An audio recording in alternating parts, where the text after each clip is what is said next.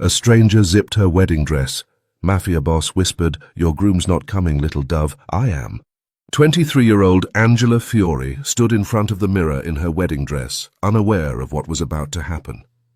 In 2 minutes, a stranger would zip up her gown and change her life forever.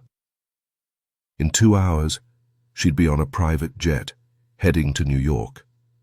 And the secret she'd been hiding for 2 years? It would either save her or destroy everything. But right now, Angela Fiore was just a bride, standing in the bridal suite of the Charleston Grand Belmont Hotel, struggling with the zipper of her wedding dress and dreaming of the man she was about to marry.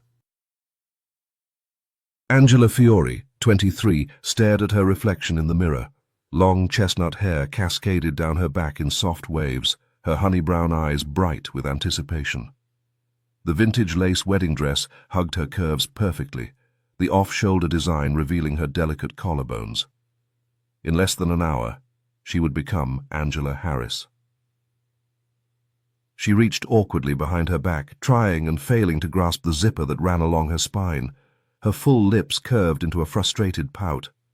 "Miranda, can you help me with this?" She laughed, the sound bright with nervous excitement. "I can't reach it." Her best friend sat on the velvet settee by the window, scrolling through her phone. Miranda glanced up with a warm smile. "1 second, let me just finish this text."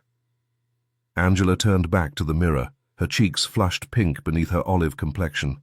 Her heart fluttered at the thought, a mixture of excitement and something else she couldn't quite name. "I'm so nervous," she admitted, pressing a hand to her stomach. "Do you think he's the one? I mean, we've been together for a year now, and he's been so patient with me, waiting until we're married.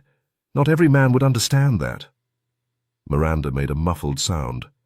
"Miranda, seriously, the zipper—" Angela's words died in her throat. A hand touched the small of her back. Not Miranda's delicate fingers. These were large, masculine, warm through the thin fabric of her dress. The zipper began to slide upward, slowly, deliberately, each inch of movement accompanied by the ghost of fingertips brushing against her bare skin. Goosebumps erupted across Angela's flesh. A shiver ran down her spine that had nothing to do with the cool air in the room. The touch was almost sensual, intentional, like whoever was behind her wanted her to feel every millimeter of contact. A breathless laugh escaped her lips. "Miranda, are you trying to get me in the mood for my wedding night already? Save some of that energy for—" Her eyes lifted to the mirror, and the world stopped. Ice blue eyes stared back at her. Not Miranda's warm brown. Ice blue. A man's eyes. A stranger's eyes. Watching her like a predator who had finally cornered his prey. He towered over her at 6'3", broad shoulders straining against a perfectly tailored black suit worn over a crisp white shirt, open at the collar to reveal a hint of tanned skin. His hair was dark and wavy, swept back from a face that belonged on a Renaissance painting, beautiful and terrifying in equal measure. A neat dark beard framed his sharp jaw, and an expensive watch glinted on his wrist as his fingers completed their journey up her spine. But it was his eyes that made her blood run cold, pale as a frozen lake in winter. They stared at her reflection with an intensity that stripped her bare, seeing through the white lace and pearls to something underneath. The zipper fastened at the nape of her neck with a soft click that echoed like a gunshot in the silent room.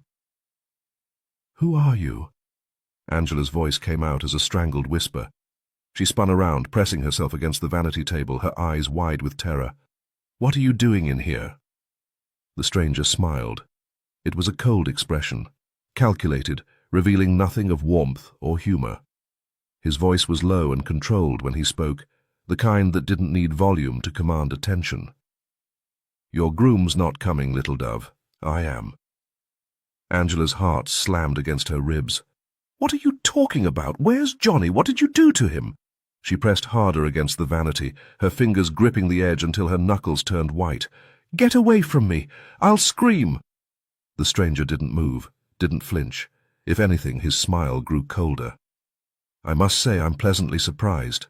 His ice-blue eyes traveled down her body, unhurried, appreciative, taking in the delicate lace, the soft curves, the trembling fullness of her lips. "My bride is even more innocent than I expected. Such purity, such untouched beauty." The smile widened a fraction. "I'm a lucky man." Ice water flooded Angela's veins. She was certain he could see her pulse racing through the lace. "Your bride?" The words came out high, panicked. "I don't know who you are, but I'm marrying Johnny Harris. Today, in less than an hour. So whatever sick joke this is—" "Miranda!" Angela screamed, darting toward the door that connected to the adjoining room. "Miranda, help!" She burst through the door and stumbled to a halt, her white heels skidding on the polished floor. 4 men in black suits stood in the room.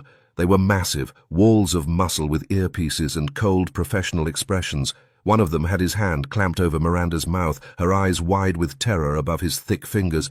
She was struggling, but against a man that size, her efforts were useless. Angela whirled back to face the stranger, who had followed her with that same unhurried, predatory grace. His hands were in his pockets now, his posture relaxed, as if kidnapping brides was something he did every Tuesday. Her voice cracked. "What do you want? Johnny!" She screamed the name toward the door. "Johnny, help me!" One of the guards stepped forward, speaking in a clipped professional tone. "Mr. Mancini, the jet is ready for takeoff. We should be at the airfield within 30 minutes. He glanced at Miranda, who was still struggling. "Are we taking both of them?" The man, Mancini, didn't take his eyes off Angela. Those ice-blue irises studied her the way a collector might examine a new acquisition, cataloguing every detail, every flaw, every possibility. "No." His voice was soft, almost gentle. "Just the bride." "No!" Angela lunged for the door, but one of the guards caught her around the waist. She kicked, screamed, her white gown billowing around her like a cloud, her chestnut hair flying wild. "Let me go! I'm getting married today. You can't do this. I don't even know you." Her heel connected with the guard's shin, and he grunted in pain. For one glorious moment, his grip loosened. Angela bolted for the door. She made it exactly 3 steps. A hand like iron closed around her wrist, spinning her around. Before she could scream, the world tilted, and suddenly she was airborne, thrown over a broad shoulder like a sack of flour. The scent of expensive cologne and something darker, cedar, sandalwood, danger, filled her lungs as she pounded her fists against his back. "Put me down!" She kicked, thrashed, fought with everything she had. "Someone help! This is kidnapping! Somebody call the police!" Raphael Mancini walked out of the hotel with the screaming bride over his shoulder, his stride unhurried, his expression bored, as if her protests were nothing more than background noise. 3 minutes later, they were in the back of a black SUV with tinted windows. Angela sat pressed against the door, as far from him as the confined space would allow. Her mascara had run in dark rivers down her cheeks, ruining the careful makeup that had taken 2 hours to perfect. Her carefully styled hair was a mess of loose pins and tangled waves. The wedding dress that had taken her 8 months to afford was wrinkled and stained with dirt from the parking lot. Raphael Mancini sat beside her, calm as still water, one ankle crossed over his knee. The overhead light caught the sharp angles of his face, the strong brow, the aristocratic nose, the dark beard that somehow made his blue eyes even more striking. He looked like a man on his way to a business meeting, not someone who had just committed a federal crime in broad daylight. "This is actually kidnapping," Angela spat, her voice raw from screaming. "Do you understand that? You just took me from my own wedding, in front of witnesses. You're insane. You're a Mafia wannabe psychopath, and when Johnny finds out—" Raphael Mancini reached into his jacket pocket and pulled out an envelope. Without a word, he tossed it into her lap. Angela stared at it for a moment, then tore it open with trembling fingers. Photographs spilled out onto her ruined dress. She picked one up and her heart stopped. Johnny. Her Johnny. The man she was supposed to marry today. He was kissing a woman, a beautiful brunette in a red dress, outside what looked like a hotel. In another photo, they were walking hand in hand. In another, they were climbing into a taxi together, his hand on her lower back in a gesture Angela knew all too well. "What is this?" Her voice was barely a whisper. Her honey-brown eyes, the eyes her mother used to call angel eyes, filled with tears. Who is she? Raphael's gaze was on her, watching her pain with clinical detachment. When he spoke, his voice was dismissive, almost bored. She's nobody. He shrugged, as if the woman in the photos meant less than nothing. Just a girl your precious Johnny has been having an affair with. One of many, I'm told. Angela's fingers tightened on the photograph, crumpling the image of Johnny's betrayal.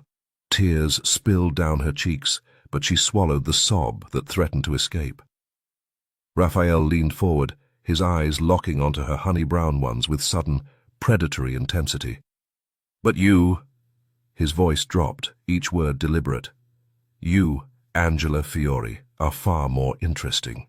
He pulled out a slim folder from beside him, flipping it open with casual elegance. 23 years old. Works as a cook at a cafe on King Street. Has exactly $1,043 in her bank account and $17,000 in credit card debt, most of it from supporting a boyfriend who, as you can see, has been spending his time elsewhere. He paused, letting the words sink in. And from what I understand, while you were saving yourself for him, he was sleeping with at least 3 other women. The photographs fell from Angela's numb fingers, scattering across the floor of the SUV. Why? Her voice cracked. Why are you telling me this? What does any of this have to do with you? Raphael studied her for a long moment, those ice-blue eyes revealing nothing. I've been looking for you for 2 years, Angela. Tracked you from New York to Miami to Charleston. You're a hard woman to find. A ghost of a smile crossed his lips. But I always find what I'm looking for. And today, I found you just in time. In time for what? Angela demanded, anger finally overtaking her fear. Why were you looking for me? I don't know you. I've never met you. I don't even... Your father. The words cut through her protests like a blade. David Fiore. He was my accountant for 15 years. Raphael's jaw tightened beneath his dark beard, the first crack in his icy composure. And before he disappeared and conveniently died, he stole $10 million from me. Angela's blood ran cold. She shook her head slowly, her chestnut waves swaying with the motion.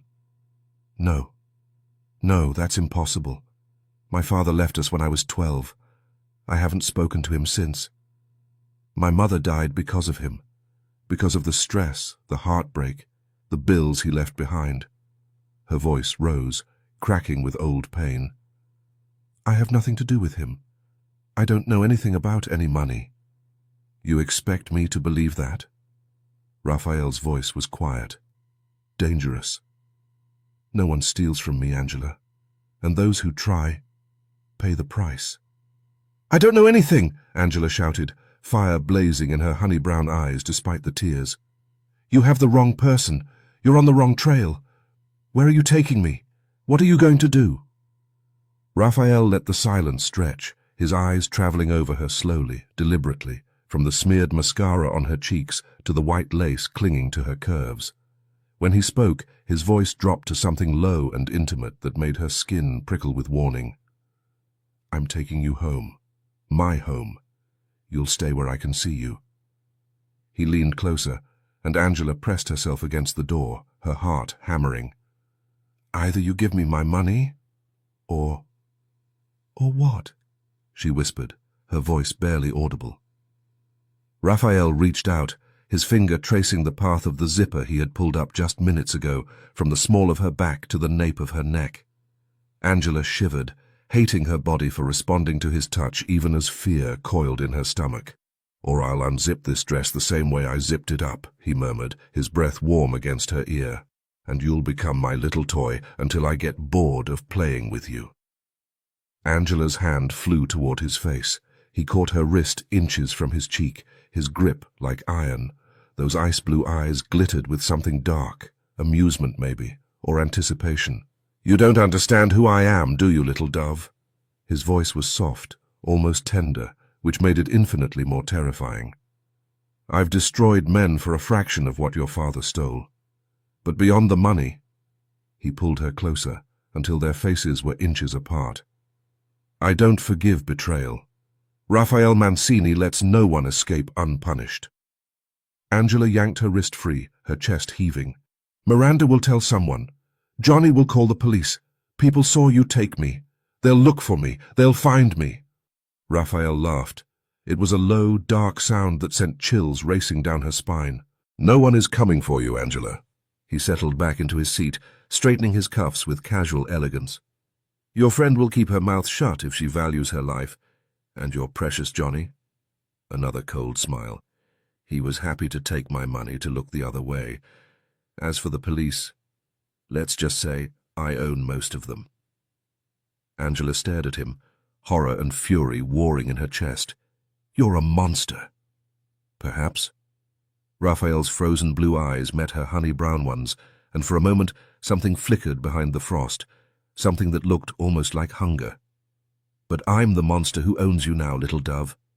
He reached out, his thumb brushing away a tear from her cheek with surprising gentleness. Angela flinched at the contact, but she didn't look away. She refused to give him the satisfaction of seeing her break. You're mine, he whispered to her ear, and the sooner you accept that, the easier this will be for both of us. The SUV pulled onto the highway, and Angela watched the hotel disappear in the rearview mirror, along with her wedding, her dreams, and the life she thought she knew. Somewhere inside her, beneath the fear and the grief and the humiliation, a spark of fury ignited. Raphael Mancini thought he had captured a helpless dove. He thought she would bend, break, submit.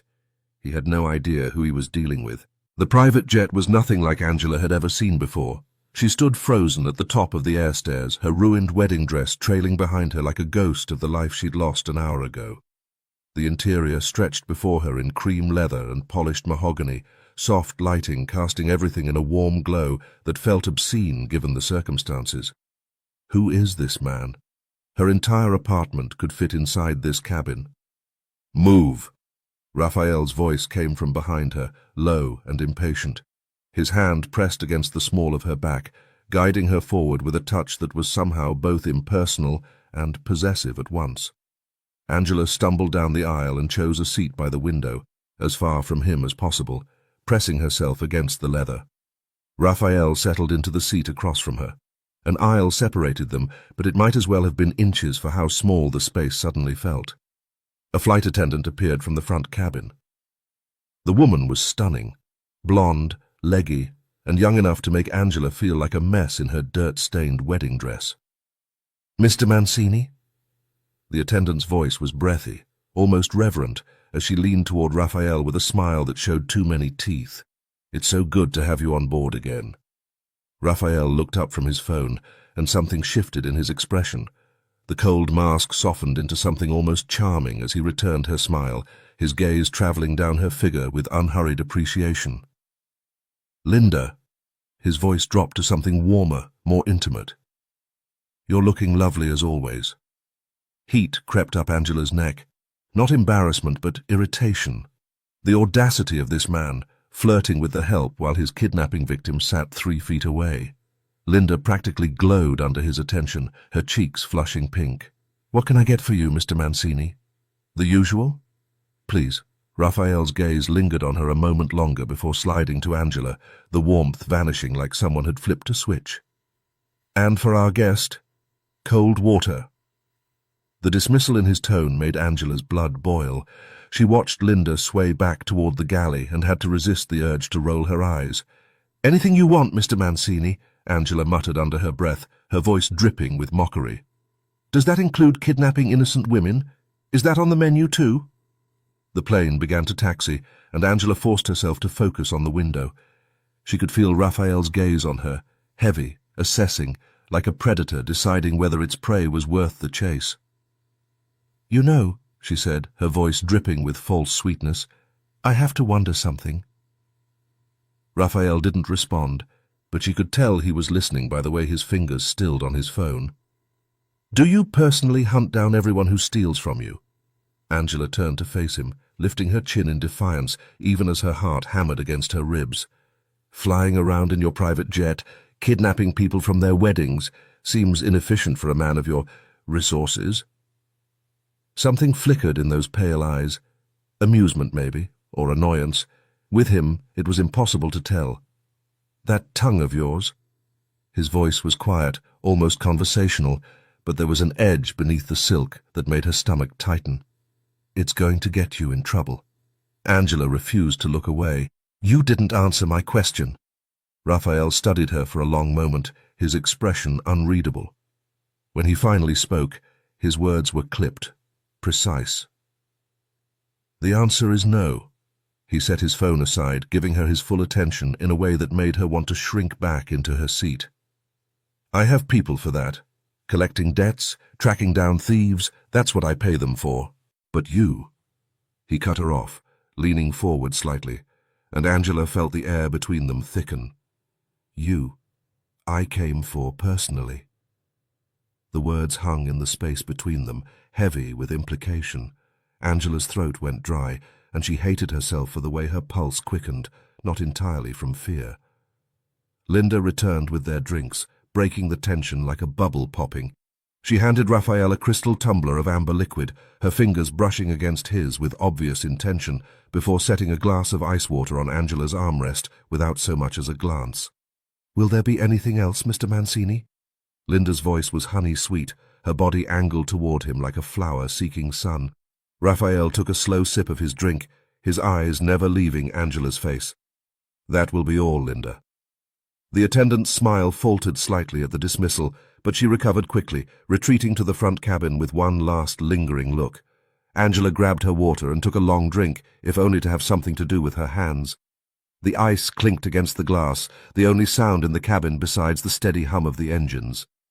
"Take a good look." The words came out before she could stop them, sharp and brittle. "Because tomorrow you won't see me. I'll escape. First chance I get, I'm gone." She expected anger, maybe even violence. What she got instead was worse. Raphael laughed. It was a low, dark sound that seemed to vibrate through her chest, and his smile was the kind that made her think of wolves, all teeth and hunger, and barely contained danger. "Good thing you reminded me." He swirled the whiskey in his glass, watching the liquid catch the light. "I'll be sure to handcuff you to the bed tonight."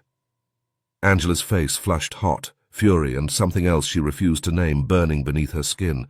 She opened her mouth to fire back, to tell him exactly where he could shove his handcuffs, but exhaustion hit her like a wave. The adrenaline that had been keeping her upright for the past 2 hours was fading, leaving behind a bone-deep weariness that made her eyelids heavy.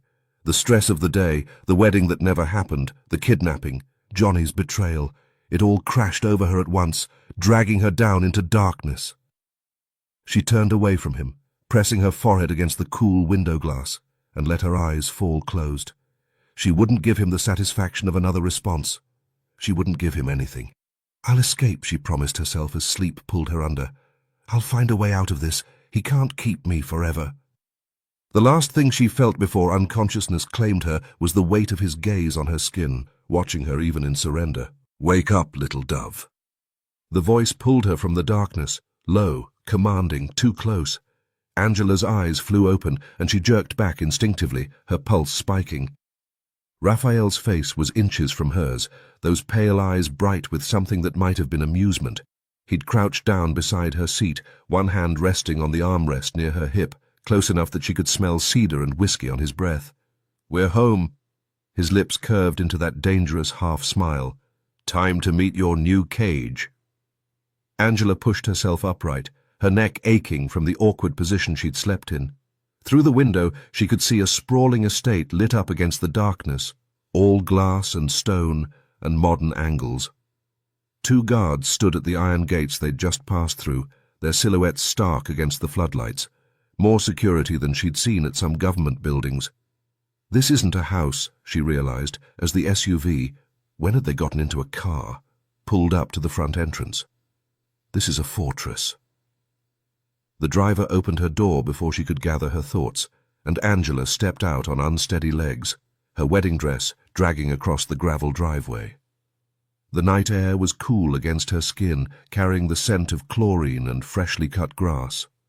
A man stood waiting at the front door, and Angela had to tilt her head back to take in all of him. He was enormous. easily 6'5", with shoulders like a linebacker and hands that looked capable of crushing skulls.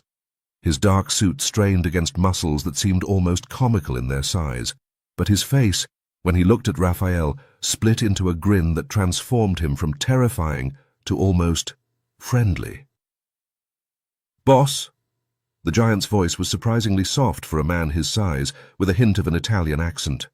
His eyes slid to Angela, taking in the wedding dress, the smeared makeup, the tangled hair, and his eyebrows shot up toward his hairline. "I didn't know you were getting married, boss. Would have been nice to get an invitation." There was genuine hurt in his tone, and Angela might have laughed if she wasn't standing in a stranger's driveway after being kidnapped from her own wedding. Raphael's hand pressed against her lower back, steering her toward the door. "She's not my bride yet, Oscar. Yet." The word sent ice down Angela's spine. She shot Raphael a look that could have melted steel, her eyes blazing with fury. He caught the look and smiled. Actually smiled, the bastard, as if her anger was the most entertaining thing he'd seen all day. "By the way," Raphael continued, guiding her past Oscar and into a foyer that was all marble and modern art, "Angela is a cook. I'm sure she'll make wonderful meals during her stay with us." Something snapped inside her. "Oh, absolutely." Angela's voice was sugar-sweet, her smile sharp enough to cut glass. "I'll cook for you every single day. I'll just add a special ingredient to every dish." She met Raphael's eyes without flinching. Poison. Behind them, Oscar made a choking sound that might have been a laugh quickly disguised as a cough. Raphael's expression didn't change, but something flickered in his eyes. Surprise, maybe, or grudging respect. "Oscar." Raphael's voice was cool, controlled. "Show our guest to her room." The giant stepped forward, his massive frame somehow managing to look almost gentle as he gestured toward a sweeping staircase. "This way, miss." Angela followed him up the stairs, acutely aware of Raphael's gaze burning into her back with every step. The hallway they entered was long and lined with doors, each one identical. Oscar stopped at the last door on the right, pushing it open to reveal a room that made Angela's breath catch. A king-sized bed draped in white linens, floor-to-ceiling windows with a view of manicured gardens. A bathroom with a jacuzzi tub. It smelled of fresh flowers, and soft lamplight cast everything in a warm glow. It was nicer than any hotel she'd ever stayed in, nicer than anywhere she'd ever lived. And it was still a prison. Oscar lingered in the doorway, his bulk blocking most of the light from the hallway. He glanced over his shoulder as if checking for eavesdroppers, then leaned closer to Angela with a conspiratorial expression. "Between us," he said, his voice dropping to a near whisper, "I'm on a diet. The boss has me eating nothing but grilled chicken and vegetables." He made a face like someone had just told him his dog died. "If you could maybe help me out? Cook something that tastes good but won't make me fat?" Angela stared at him, her mouth falling open slightly. Of all the things she'd expected from her captor's henchman, diet advice was not on the list. "Get out!" The words came out flat, exhausted. "Do you have any idea what your boss just did to me? He kidnapped me from my wedding. I'm being held here against my will." Oscar's expression shifted to something almost sympathetic, but he didn't move from the doorway. "Italian women," he said, as if that explained everything. "My mother says they're all feisty. Fire in the blood, she calls it." He shrugged those massive shoulders. "You'll settle in. They all do." Before Angela could ask what the hell that meant, he stepped back and closed the door behind him. She heard the distinct click of a lock engaging, and her stomach dropped. She was trapped. Angela moved through the room like a woman in a trance, checking every possible exit. The windows, locked, and 3 stories up with nothing but a straight drop to the stone patio below. The bathroom, no window at all, just gleaming tile and that ridiculous jacuzzi. The door, solid wood, and when she pressed her ear against it, she could hear footsteps in the hallway. Guards, probably. This was supposed to be my wedding night, she thought, sinking onto the edge of the bed. The mattress gave beneath her weight, impossibly soft, and she wanted to scream at the irony of it all. I was supposed to be with Johnny right now. I was supposed to be happy. But Johnny had never loved her. Johnny had taken money to look the other way while a monster took her. And now she was here, locked in a gilded cage, wearing a wedding dress that would never serve its purpose. Tears burned behind her eyes, but she refused to let them fall. She wouldn't cry, not here, not where he might see. A movement outside the window caught her attention. Angela rose slowly, drawn toward the glass despite herself. The gardens below were lit by soft landscape lighting, revealing a pool that glowed an ethereal blue in the darkness, and there, emerging from the water, was Raphael. She forgot to breathe. He was shirtless, water streaming down a torso that looked carved from marble, broad shoulders, narrow waist, abs that gleamed in the underwater lights. His dark hair was slicked back from his face, emphasizing the sharp angles of his jaw, those dangerous pale eyes. 3 men in suits stood at the pool's edge, clearly waiting for him. Raphael grabbed a towel from a nearby lounger, drying himself with quick, efficient movements as he spoke to them. Angela couldn't hear the words through the glass, but she could see his body language, the set of his shoulders, the commanding gestures, the way the other men practically vibrated with attention. He was giving orders. Even half-naked and dripping wet, he radiated authority like a physical force. "He's beautiful," some traitorous part of her brain whispered, dangerous and cruel and absolutely beautiful. And then, as if he could feel her watching, Raphael looked up. His eyes found her window with unerring precision, and even from 3 stories up, Angela could see the smile that curved his lips. Small, knowing, like he'd caught her doing something she shouldn't. Heat flooded her face, hot and immediate and mortifying. She stumbled backward, away from the window, her pulse racing. "Why am I blushing?" Her hands flew to her burning cheeks. "I'm not attracted to him. I can't be. He's a monster. He kidnapped me." But her body didn't seem to care. Her body had seen the water sliding down those muscles, the confident way he moved, the raw power that radiated from every inch of him, and it had responded in ways that made her want to crawl out of her own skin. Angela sank onto the bed, burying her face in her hands. "Get it together," she told herself fiercely. "He's the enemy." But as she lay back on the too-soft bed, staring up at the ceiling of her beautiful prison, she couldn't shake the image of him from her mind. Those cold eyes finding her in the darkness, that knowing smile. Like he knew exactly what she was thinking. And somewhere deep inside her, in a place she didn't want to acknowledge, a small voice whispered, "What if I can't escape?" Angela squeezed her eyes shut, pushing the thought away. She would escape. She had to, because the alternative was unthinkable, wasn't it? 3 hours. Angela had been pounding on this door for 3 hours straight. Her fists ached, her throat was raw from screaming, and her knuckles had turned an angry shade of red. "Let me out!" She slammed her palm against the wood. "You can't keep me locked up like an animal!" Angela pressed her forehead against the cool wood, breathing hard. Her wedding dress hung heavy on her frame, the once pristine lace now wrinkled and stained with the dirt from yesterday's nightmare. The lock clicked. Angela stumbled backward, her pulse spiking. The door swung open, and Raphael stood in the doorway, one shoulder leaning against the frame, looking completely unbothered by the chaos she'd been unleashing. He'd changed into a dark grey shirt, with the sleeves rolled up to his elbows, revealing tanned forearms corded with muscle. All that noise. His gaze swept over her dishevelled state, the stained dress, the mascara tracks on her cheeks, the wild tangle of her chestnut hair. Something flickered in his expression, amusement maybe, or satisfaction. "I assume you want to have dinner with me?" Angela's mouth fell open. Of all the things she'd expected him to say, that wasn't even on the list. "Dinner? Are you insane? I want to leave." Raphael pushed off the doorframe and turned toward the staircase without acknowledging her demand. "Dinner is ready. Come down." He descended the stairs without looking back, moving with that infuriating confidence of a man who had never been told no in his entire life. Angela stood frozen in the doorway, her hands curling into fists at her sides. The audacity, the absolute audacity. But her stomach chose that moment to growl, loudly, reminding her that she hadn't eaten anything since before the wedding, before everything fell apart. Pride or food. Pride or food.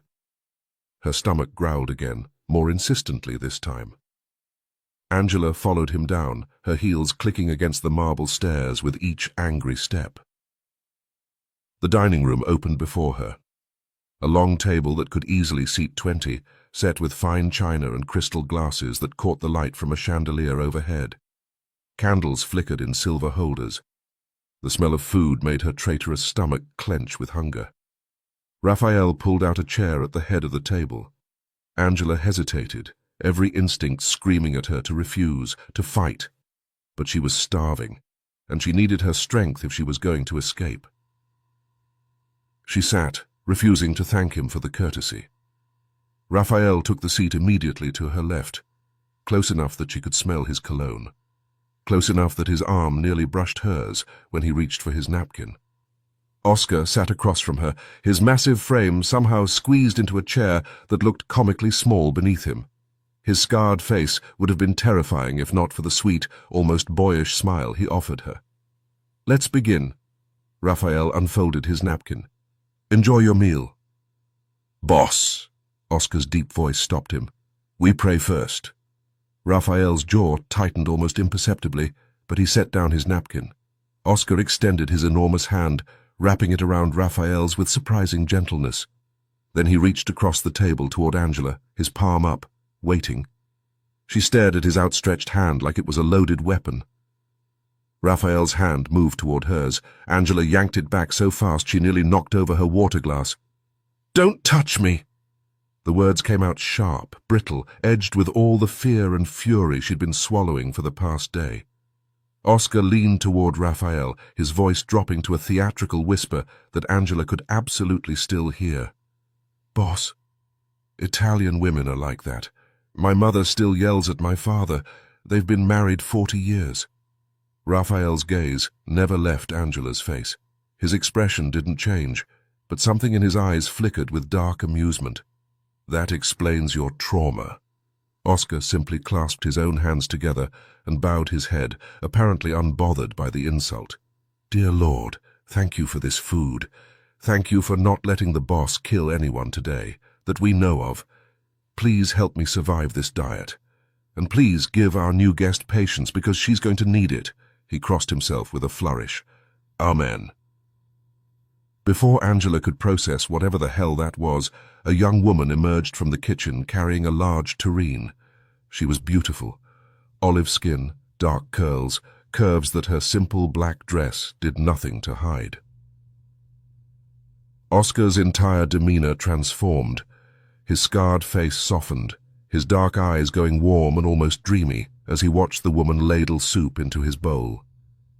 He looked like a lovesick puppy who'd just spotted his favorite human. "Grazie, Maria." Oscar lifted his spoon, tasted, and his eyes rolled back in what could only be described as ecstasy. "This is... Maria, this is the best soup I've ever had in my entire life. I could die happy right now, truly. Just bury me with this soup." Maria's cheeks flushed pink, but she waved off the compliment with a practiced flick of her wrist before ladling soup into Angela's bowl. Angela took a careful spoonful. The liquid hit her tongue, and her instincts, honed by 3 years working in Charleston kitchens, kicked in before she could stop them. "It needs salt." She set down her spoon. "And the meat isn't cooked through properly." The temperature in the room dropped 10 degrees. Maria's hand flew to her hip, her dark eyes flashing with barely contained fury. "Excuse me. This is my grandmother's recipe. I've been making it for years and everyone has loved it." Angela lifted her chin, refusing to back down despite the dangerous glint in Maria's eyes. "Well, I'm a cook, and I'm telling you, it needs work." Raphael set down his wineglass with a soft clink that somehow managed to silence both women. He turned that cold gaze on Angela, and she felt the weight of his attention like a physical force pressing against her chest. "You're making friends quickly, I see." His voice was silk, wrapped around steel. "If you're going to act like a spoiled child, you can leave the table." Angela's chair scraped against the floor as she shot to her feet. "Fine. I didn't want to be here anyway." His hand closed around her wrist before she could take a single step. Not painful, but firm, unyielding, The heat of his skin against hers sent electricity skating up her arm, and she hated herself for noticing. "Sit." The word was quiet, absolute. "You haven't eaten in hours." Angela's empty stomach betrayed her with another growl.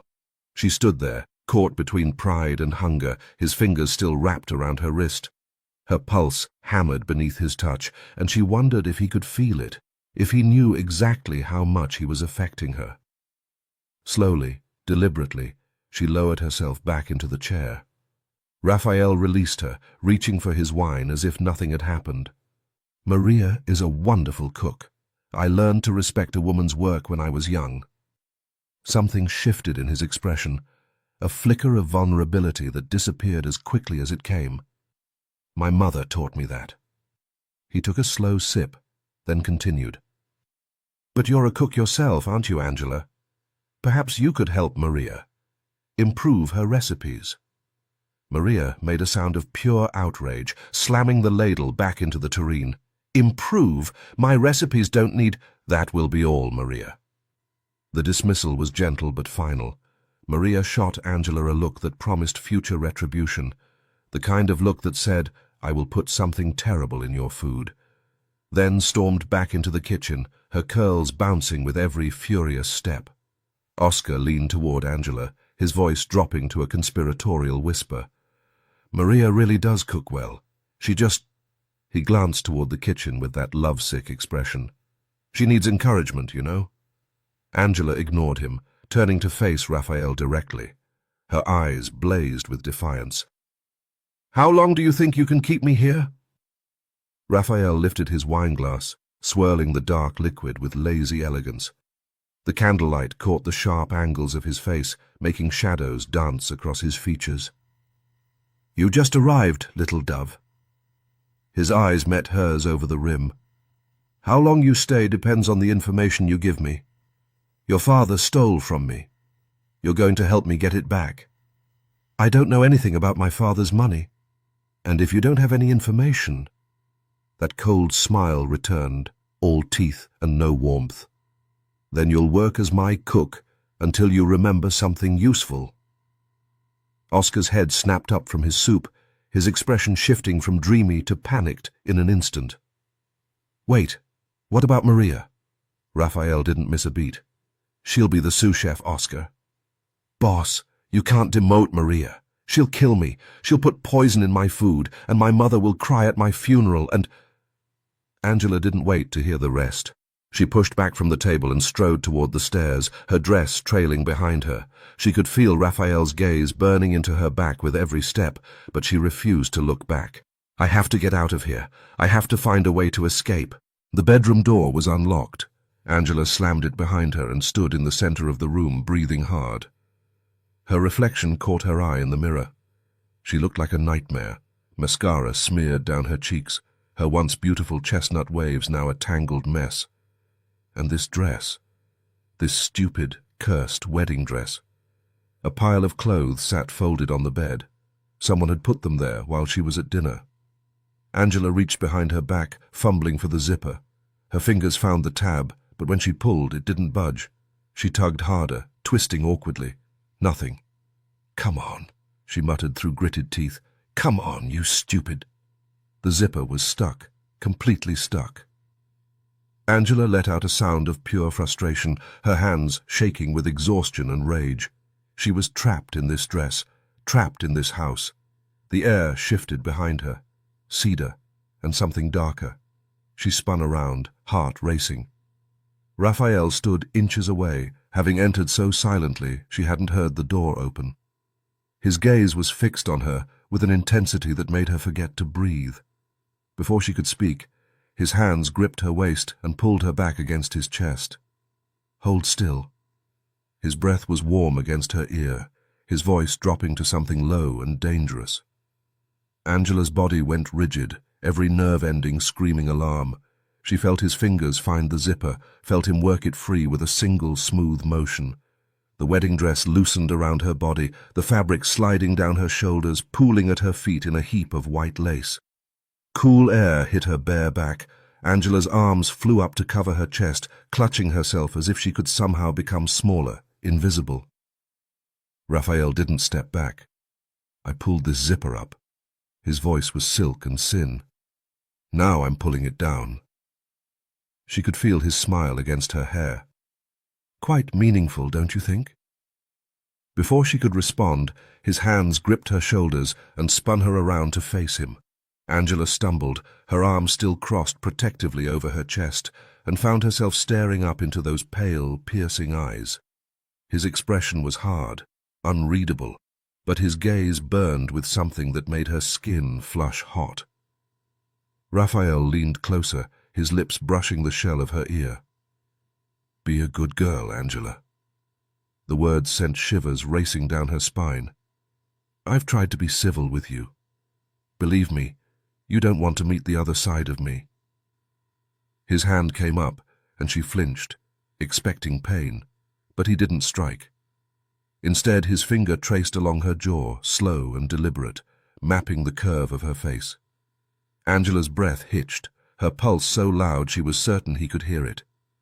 "You're in my house now." His thumb brushed across her lower lip, feather-light, devastating. "You owe me your father's debt. You know what you need to do to be free." He pulled back slightly, studying her face. "Now sleep. I expect you on your best behavior tomorrow." Raphael walked toward the door, but before closing it, he paused, turned. Angela stood frozen in the middle of the room, arms still pressed against her chest, her skin flushed pink, her breathing uneven. The wedding dress lay crumpled at her feet.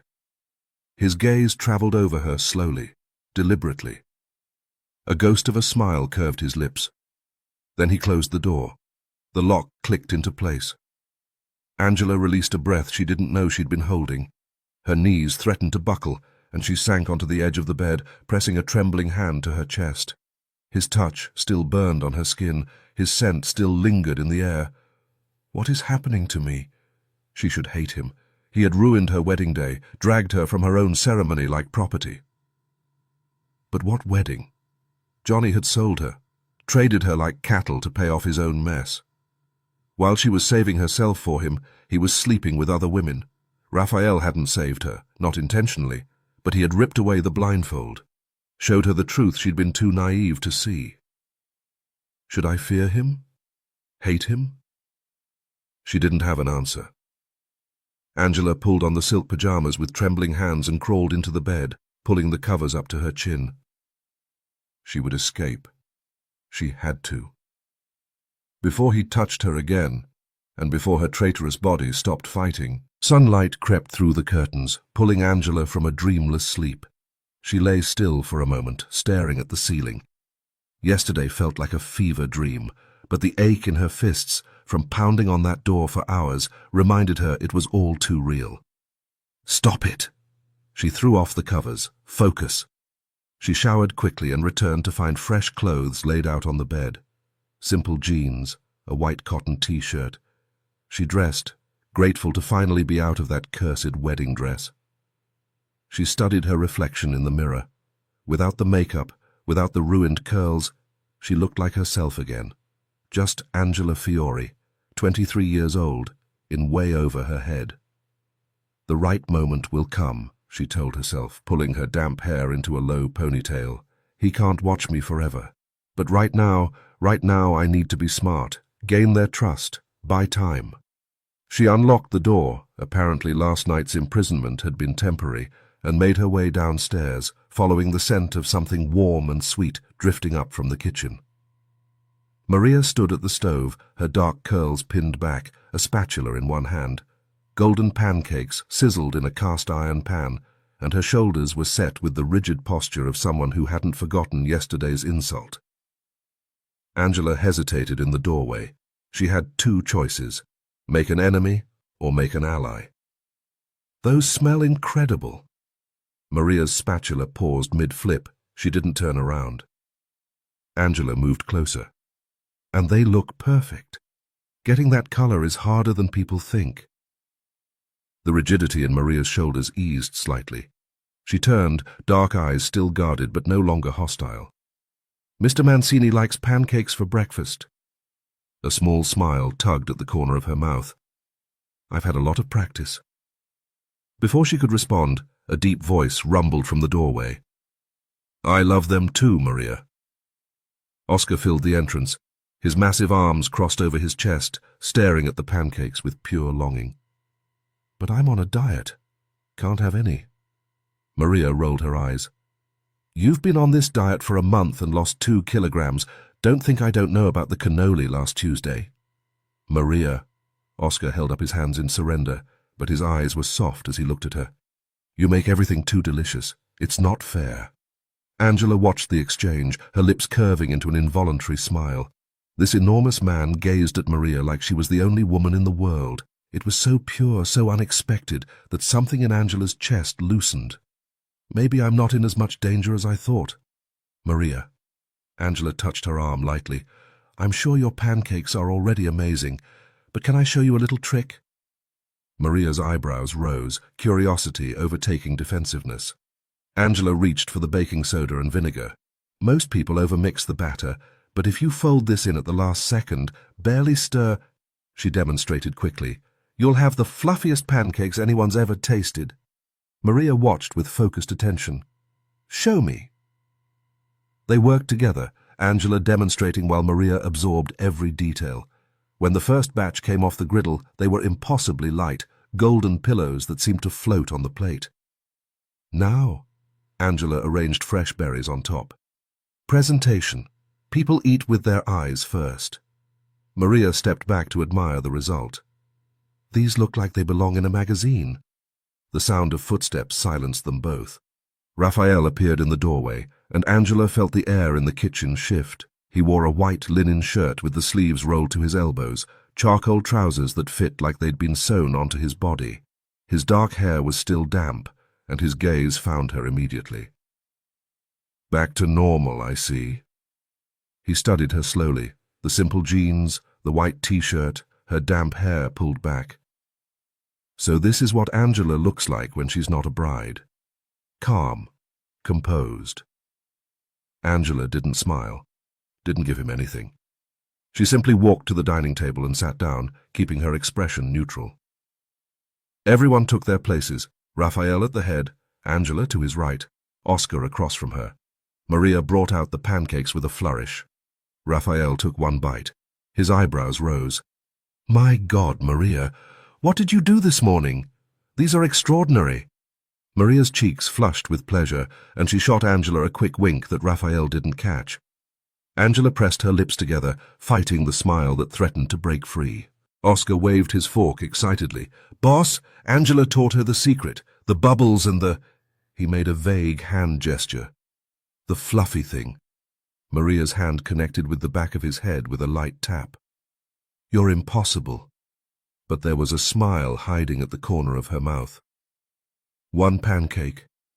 Then you leave my kitchen." Oscar grinned. "Worth it."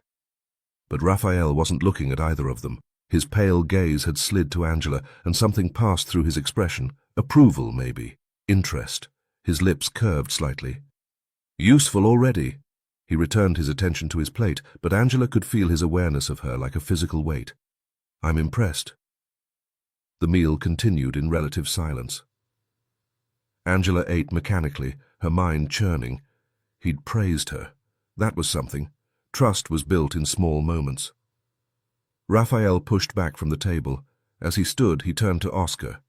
"This afternoon, take Angela to the restaurant kitchen. It's Monday.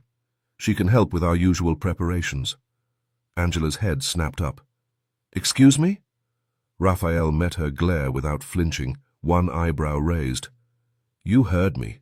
You're not going to sit around like a princess while everyone else contributes." "I'm your prisoner, not your employee." "You're neither." He straightened his cuffs with infuriating calm. "You're my guest who owes me $10 million, and guests in my house earn their keep." He walked toward the door, then paused. "Oscar will bring you at noon. Wear comfortable shoes." Then he was gone. Oscar leaned toward Angela, his voice dropping to a whisper. "That's a compliment, you know. From him, it's basically a love poem." Angela stared at him. "That's deeply concerning." She sat there, fury, and something else, something dangerously close to hope, warring in her chest. The restaurant, outside, he's letting me outside. If she could get out of this house, maybe she could find a way to run. Oscar was watching her with knowing eyes. Don't even think about it, he said quietly. The boss trusts me to watch you. I take that seriously. Angela met his gaze with defiance she didn't entirely feel. We'll see. Oscar just smiled, surprisingly gentle on that brutal face. Yes, we will. 2 massive cast-iron pots sat on the industrial stove, steam rising from their surfaces. Angela stood before them, wooden spoon in hand, staring at enough ingredients to feed a small army. These pots could feed half of Italy. She turned to Oscar, who had planted himself on a stool by the door. What is this, a military operation? Oscar shrugged his massive shoulders. Special dishes. You cook. I watch. But doesn't this restaurant have actual chefs? Angela gestured at the gleaming professional kitchen around her, the kind of setup she'd dreamed about back when she was working the line at the cafe in Charleston. People who get paid for this. They make the regular menu. Oscar crossed his arms, settling deeper into his observation post. You make these. Angela wanted to argue, but the ingredients laid out before her told their own story. Fresh ground beef, San Marzano tomatoes, aromatics already prepped and waiting. 2 recipes she could make in her sleep.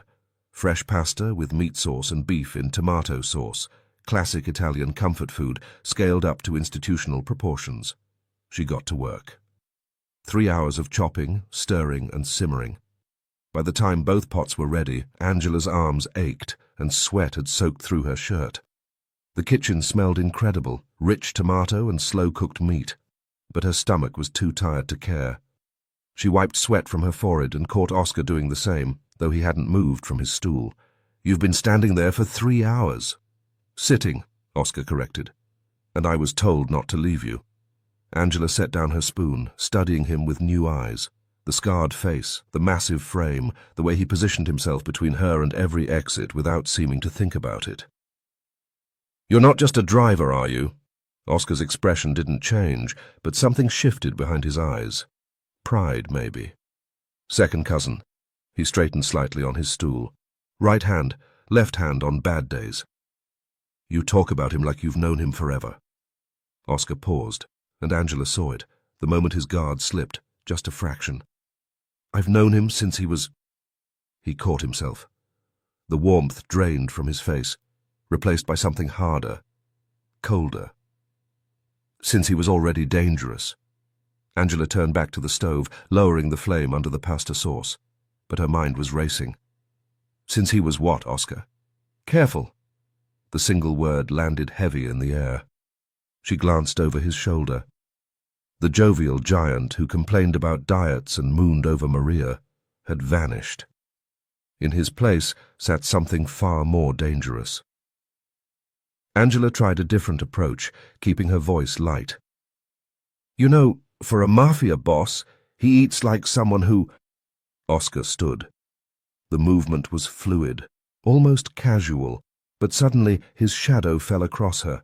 He took 1 step closer, and Angela found herself backing against the counter. Say one wrong thing about him. Oscar's voice was quiet now, almost gentle. And I won't be smiling anymore. Angela's pulse spiked. She'd seen Oscar joke, complain, pine after Maria like a lovesick teenager. She'd almost forgotten what he was, who he served. I joke, I eat, I complain about diets. His eyes remained serious. But when it comes to him, I don't joke. Angela nodded slowly, not trusting her voice. Oscar studied her for a long moment, then returned to his stool as if nothing had happened. The sauces smell good. You're talented. When the cooking was finally done, Angela collapsed onto a metal chair in the corner, every muscle screaming. She hadn't worked this hard since her double shifts at the cafe, and at least there she'd gotten paid. First, he kidnaps me from my own wedding, she muttered, pressing her palms against her aching lower back. Now he's got me working like a kitchen slave. If he thinks this is going to be my life? The back door swung open. A stream of servers in black uniforms flooded into the kitchen, moving with practiced efficiency. They lifted the massive pots like they weighed nothing, carrying them toward the exit. Oscar stood, stretching. "Time to go, Miss Angela. We can head home now." Home. The word caught in her throat. But then she saw it. Oscar turning to say something to one of the servers, his attention diverted for just a moment. The back door, still open. Afternoon light spilling through. Angela moved. She was through the door before conscious thought caught up with her feet, legs pumping, lungs burning, freedom so close she could taste it. And then she stopped. The scene before her froze her in place more effectively than any locked door ever could. Tents had been set up in the alley behind the restaurant, simple canvas structures providing shade from the afternoon sun. Folding tables lined the space, and behind them the servers were already ladling food from her pots into waiting bowls. The line stretched around the corner. Elderly women in worn house dresses, men with weathered faces and calloused hands, children clinging to their mothers' skirts, eyes fixed on the steaming food with naked hunger. Did I cook for them? Angela stood rooted to the spot, watching an old woman accept a bowl of her pasta with trembling hands. The woman's eyes closed as she took the first bite, and something like peace washed over her lined face. I cooked for people who needed it. Heavy footsteps behind her. Oscar arrived, breathing hard, his face a mask of barely controlled alarm. "Miss Angela." His hand closed around her elbow. "There will be consequences for this." But Angela couldn't move, couldn't look away. "Oscar." Her voice came out strange, thick. "Raphael feeds homeless people." Oscar's grip on her arm tightened, but not cruelly. He was already steering her toward the waiting car. "We're leaving, Miss Angela." His voice was firm. "The boss will be home soon. He won't be happy if you're not there." Angela let herself be guided into the black SUV, her legs moving on autopilot. Through the tinted window, she watched the last of the line shuffle forward, watched a young mother break off a piece of bread for her toddler. The car pulled away, and Angela pressed her forehead against the cool glass. Is he a good man wearing a monster's mask, or a monster who sometimes forgets to be cruel? The city blurred past outside, and she had no answers, only more questions, and a growing fear that the answer might change everything. Angela stepped through the front door, her legs still shaky from what she'd witnessed. Another time, she told herself, the right moment will come. But the image of those hungry faces haunted her. The elderly woman with trembling hands, the children watching the food like it was salvation itself. She'd been ready to run, and instead she'd frozen in place like her feet had grown roots. She needed to call someone. Miranda, her roommate, or the cafe. Someone had to be wondering where she'd disappeared to. But her phone was gone, confiscated along with everything else from her old life. Maria was in the kitchen, chopping vegetables with practiced efficiency. Angela approached carefully. "Maria, could I maybe borrow your phone? Just for 10 seconds. I need to—" Maria's knife paused mid-chop. She looked up, one dark eyebrow arching toward her hairline. "Miss Angela." Her voice was kind but firm. "We all know you're a captive guest here. You're asking me to risk my job, and possibly my neck, for a phone call that will absolutely be reported to the boss." She returned to her vegetables. "The answer is no." Angela opened her mouth to argue, then closed it. Pushing wouldn't help. Not yet. She wandered into the garden instead, letting the late afternoon sun warm her face. The grounds were beautiful. Manicured hedges, a stone fountain. A cage was still a cage, but at least this one had a nice view. The sound of car doors made her turn. Raphael strode through the main entrance, 4 men in dark suits flanking him like shadows. His voice carried across the foyer, sharp, commanding, the tone of someone accustomed to absolute obedience. He was giving orders, his jaw set in that hard line she was beginning to recognize. His gaze swept the garden and found her watching. For a moment their eyes met. Then he looked away, dismissing her without a word, and disappeared into the house. "Arrogant bastard," she murmured to herself. Angela's hand flew to her hair, smoothing down the wind-blown strands as she hurried after him. She caught herself mid-motion and froze. Why do I care what I look like? She shook off the thought and followed at a distance, curiosity overriding caution. She tracked his footsteps to a closed door at the end of the hallway, his study, she assumed. Voices filtered through the wood, too muffled to make out. She leaned closer, pressing her ear against the door. It swung open so suddenly she nearly fell forward. Raphael stood in the doorway, the 4 men filing past him with murmured goodbyes. His gaze locked onto hers, and before she could step back, his hand closed around her wrist. He pulled her into the study, kicking the door shut behind them. Listening at doors now? His grip was firm but not painful. That's a dangerous habit, little dove. I wasn't listening. Angela lifted her chin, refusing to be intimidated. I was just passing by. Passing by? He released her wrist, but didn't step back. If anything, he moved closer, eating up the space between them until she could smell his cologne. And today? At the restaurant? Were you just passing by when you tried to run? Angela forced herself to hold his gaze, though every instinct screamed at her to look away. Those pale eyes seemed to see straight through her. Why didn't you tell me? The words came out harder than she intended. That I was cooking for hungry people. You could have said something. I would have thought... She swallowed. I would have thought less that you're a monster. Something crossed his face, gone before she could name it. Charity isn't a performance. His voice was flat, final. You did your job. The rest doesn't concern you. He tilted his head, studying her face with an intensity that made her skin prickle.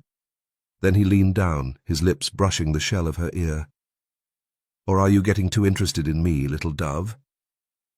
Angela's breathing stopped. She could feel the warmth of him radiating through the thin fabric of her shirt, could smell something earthier underneath his cologne. Her stomach tightened, heat pooling low in her belly, and her lips parted without her permission. No. She pressed her palm against his chest and pushed, stepping back until she hit the edge of his desk. The next morning, Angela found herself halfway up the garden wall when Oscar's shadow fell over her. Miss Angela? She froze, one hand gripping the ivy, her foot wedged into a gap between stones. Slowly, she looked down. Oscar stood with his arms crossed, that scarred face caught somewhere between disappointment and amusement. The wall is 12 feet high. He tilted his head, studying her pathetic progress. You've made it about 4. Angela dropped to the ground, brushing dirt from her jeans. I was just exercising. Uh-huh. Oscar's expression didn't change. The boss said you might try something. He also said if you did, you'd be cooking for me and Maria until he gets back. Her jaw tightened. That's not... Tiramisu. Oscar held up one massive finger. And lasagna. Maria's been wanting both for weeks. The punishment, as it turned out, wasn't entirely terrible. Angela spent the afternoon layering pasta sheets and ricotta while Maria watched with barely concealed excitement. Oscar hovered nearby, supposedly on guard duty, but mostly just inhaling deeply every time Angela opened the oven. By evening, the 3 of them sat around the kitchen table, plates piled high. Maria had pulled out a bottle of wine, don't tell the boss, and something that felt almost like friendship settled over the room. So, Angela twirled pasta around her fork. Raphael owns clubs too, not just restaurants. Maria nodded, reaching for the bread basket. Nightclubs, restaurants, some hotels. His father built most of it, but Raphael expanded after he died. She paused. He was only 23 when he took over. No mother, no siblings, just him and all of this. No mother. She died when he was young. Maria's voice softened. He doesn't talk about it. None of us ask. Angela filed the information away. Orphaned young, inherited an empire, alone. Is that why he's so cold? The next 3 days blurred together. Mornings in the kitchen with Maria, trading recipes and laughter. Oscar's hopeless flirting, something almost like routine. The 4th night, Raphael still hadn't returned. Angela filled the jacuzzi in her bathroom, watching steam rise from the water. The marble tub was ridiculous, but if she was going to be trapped here, she might as well enjoy the amenities. She sank into the hot water, letting the bubbles swallow her up to her shoulders, her muscles unknotted one by one, tension draining away. This isn't so bad, she thought, closing her eyes. If I have to be a prisoner, at least it's a comfortable prison. But the moment her eyes closed, he was there. Pale eyes, sharp jaw, that infuriating hint of a smile that made her want to slap him and kiss him in equal measure. Raphael. Angela's eyes snapped open, and she pressed wet hands to her flushed cheeks. What is wrong with me? A week ago, she'd been about to marry Johnny. A week ago, she'd thought she knew what her future looked like.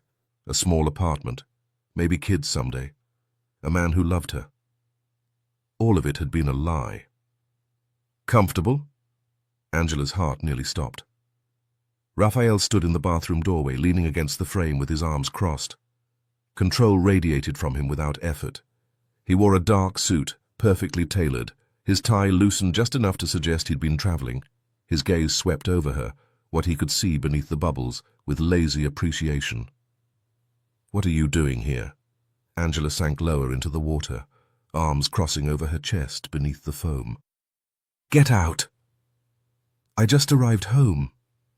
He didn't move. In his hand she noticed a garment bag.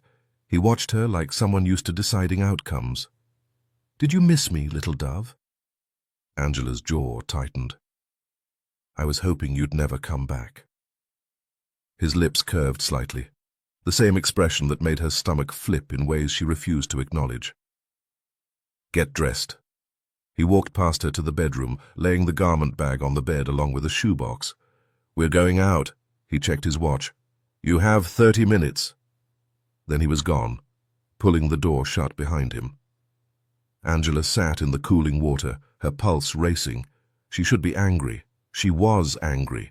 The audacity of walking in on her like that, of ordering her around like she was his property. But why does your face feel so warm? Why did your body hum with awareness the moment you saw him? She pushed the thoughts away and climbed out of the tub. The dress was champagne-colored silk, short enough to show off her legs, with a subtle shimmer that caught the light when she moved. Matching heels waited beside it, strappy sandals that added 3 inches to her height. Angela stared at herself in the mirror. She looked expensive, like someone who belonged in a world of private jets and luxury cars. A knock at the door. She opened it to find Raphael waiting, his expression unreadable. But something shifted in his gaze as it traveled down her body. Desire, brief and dangerous, quickly contained. You look good. The words came out low, almost reluctant, as if he hadn't meant to say them. Angela smoothed her hands over the silk. Where are we going? That requires all this. One of my clubs. Important meeting. He turned toward the stairs, not waiting for her. Try to keep up. Angela followed, her heels clicking against the marble. She wasn't his date. She was his prisoner in a pretty dress. The nightclub pulsed with music and bodies, neon lights cutting through artificial fog. Raphael moved through the crowd like he owned the place, which he did. People parted for him instinctively, some nodding in respect, others carefully avoiding eye contact. Stay close. His hand found her lower back, guiding her through the chaos. Don't wander off. Angela followed, cataloguing exits out of habit even as she realized she wasn't actually looking for escape routes. When had that stopped? A woman materialized from the crowd, tall, stunning, in a red dress that fit like a second skin. She pressed herself against Raphael, kissing the corner of his mouth with practiced familiarity. It's been weeks. Her voice was a purr. Where have you been hiding? Angela's stomach clenched. She swallowed hard, forcing her expression neutral.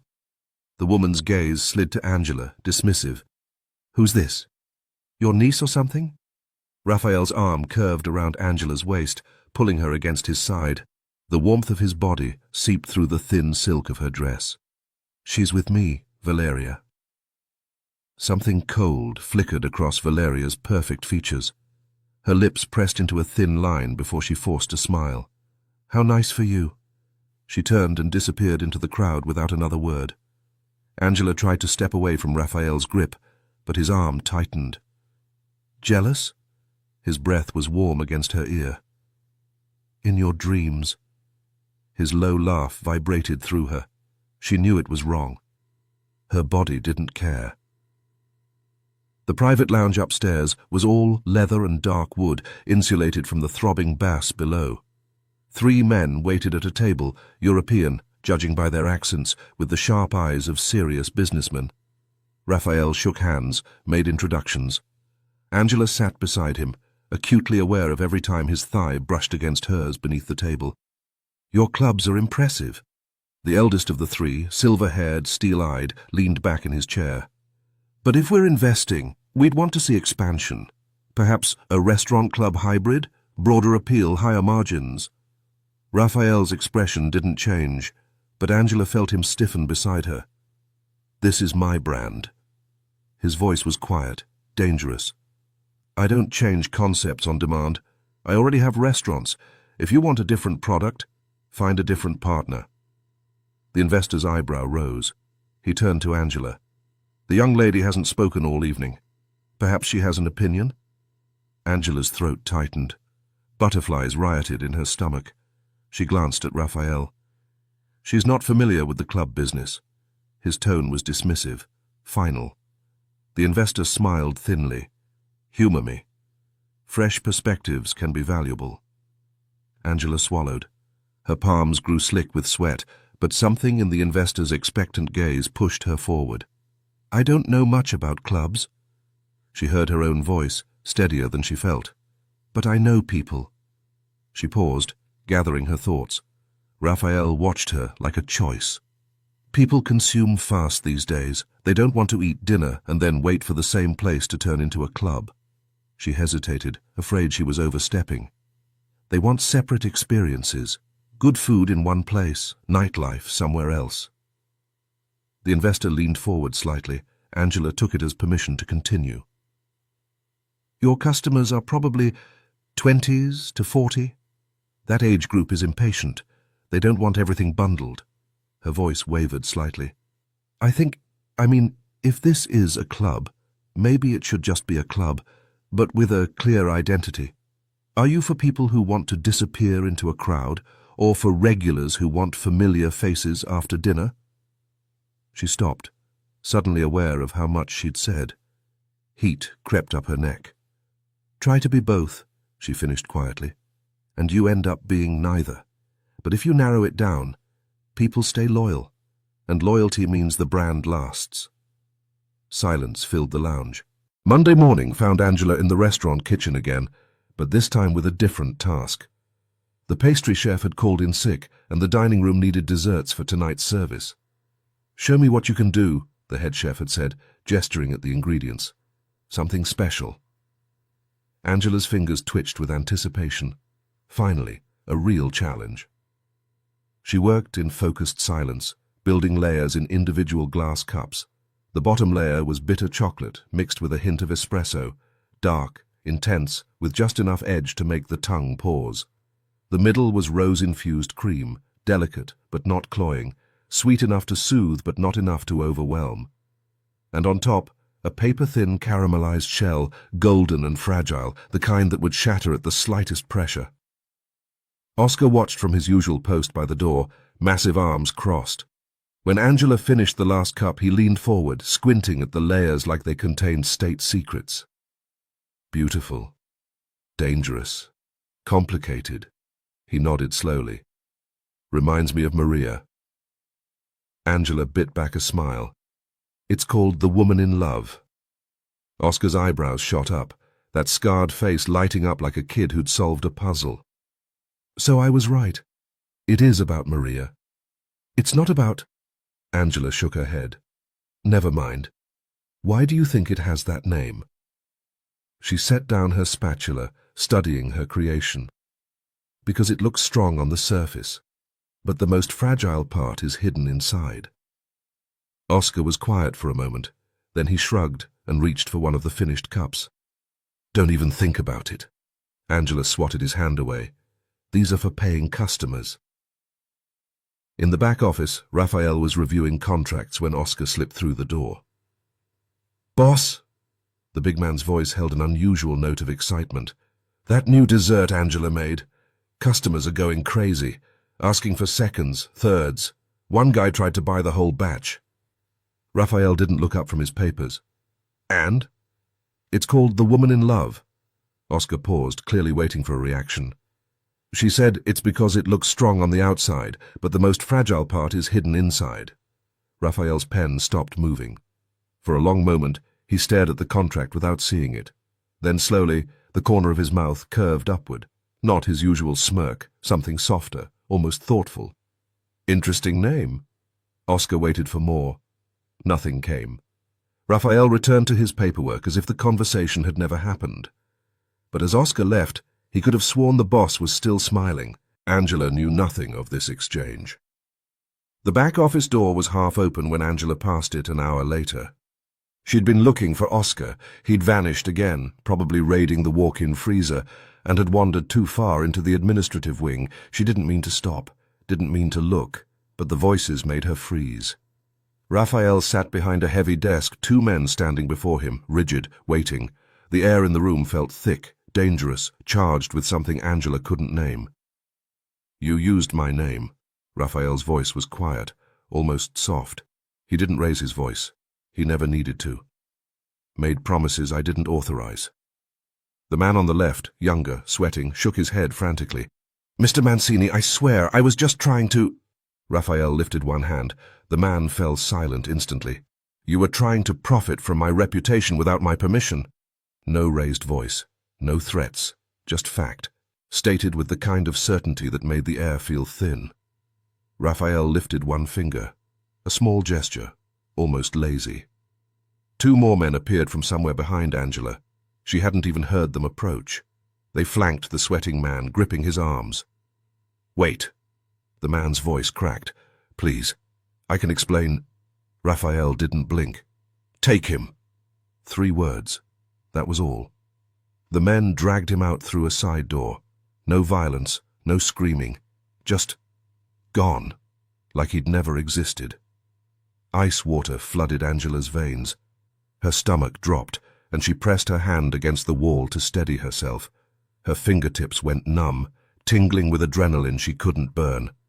Her legs had turned to stone, refusing to carry her away, even as every instinct screamed, run.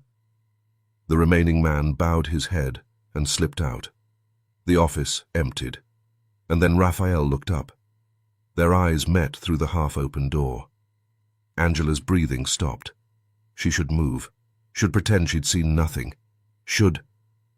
Raphael rose from his chair, crossing the room in 3 slow strides. He pulled the door fully open, his gaze never leaving her face. You shouldn't have been here. The words were flat, emotionless.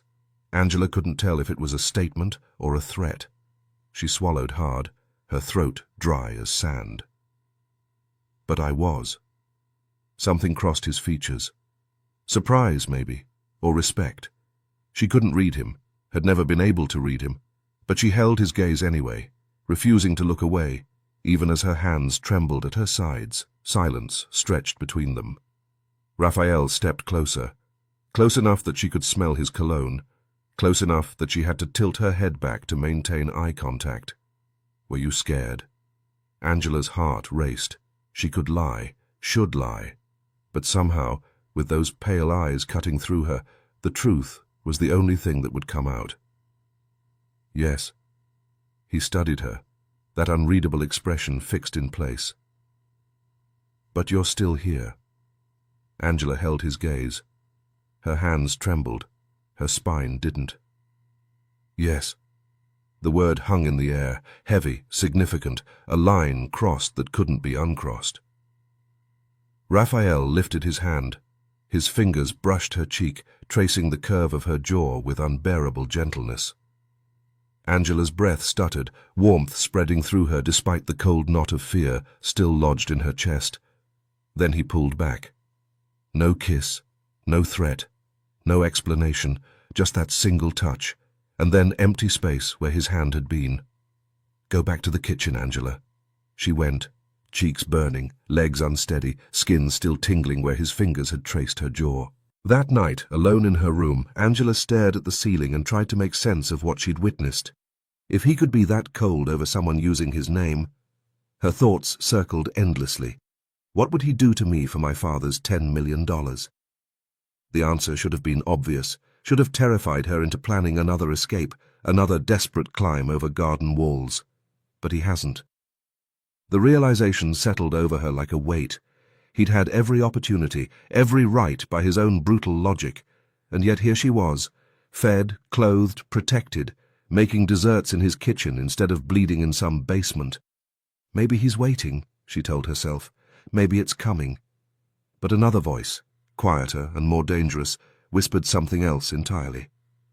Or maybe he doesn't want to hurt you at all. Angela closed her eyes, and his face burned behind her lids. She didn't know which possibility frightened her more, and she had no idea that tomorrow everything was about to change. Raphael didn't come home that night. Angela told herself she didn't care, told herself it was none of her business where he went or who he was with. But she caught herself glancing at the front door 3 times before midnight, and by the time she finally went to bed, irritation had coiled tight in her chest. Why do you even care? She had no answer, and that made her angrier. The dream came without warning. Raphael's fingers traced her cheekbone exactly as they had in his office. But this time he didn't pull away. His hand slid into her hair, tilting her face toward his. His gaze burned into hers until she couldn't breathe. Little dove. His mouth descended, slow, deliberate. The kiss started gentle, testing, questioning. But when she gasped against his lips, something in him snapped. He deepened the pressure, his other hand gripping her waist, pulling her flush against him until she could feel his heartbeat through his shirt. She moaned his name. Raphael. Angela's eyes flew open. Morning light flooded the room. Her heart raced, her skin damp, her lips tingling with the ghost of a kiss that had never happened. And Raphael Mancini stood at the foot of her bed. Good morning. Her blood went cold. She yanked the blanket up to her chin, heat flooding her face. You can't just... Her voice came out strangled. A woman's room. You don't just walk in like... That faint curve of his lips appeared, almost imperceptible, but definitely there. Oh, God. Her stomach clenched. Did I say something? In my sleep? Did I moan his name out loud? She couldn't tell from his expression. His face gave nothing away, as always. Get dressed. He turned toward the door. We leave in an hour. The jet is waiting. Angela blinked, still clutching the blanket. What? Where are we going? Raphael paused at the threshold, glanced back over his shoulder. Monaco. The door closed behind him.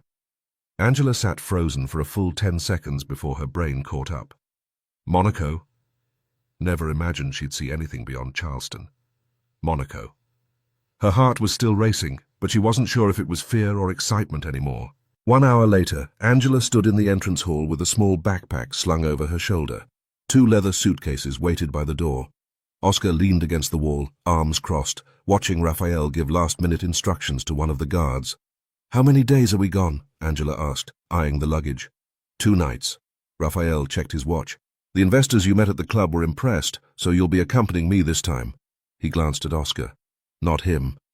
Oscar pressed a hand to his heart, wounded.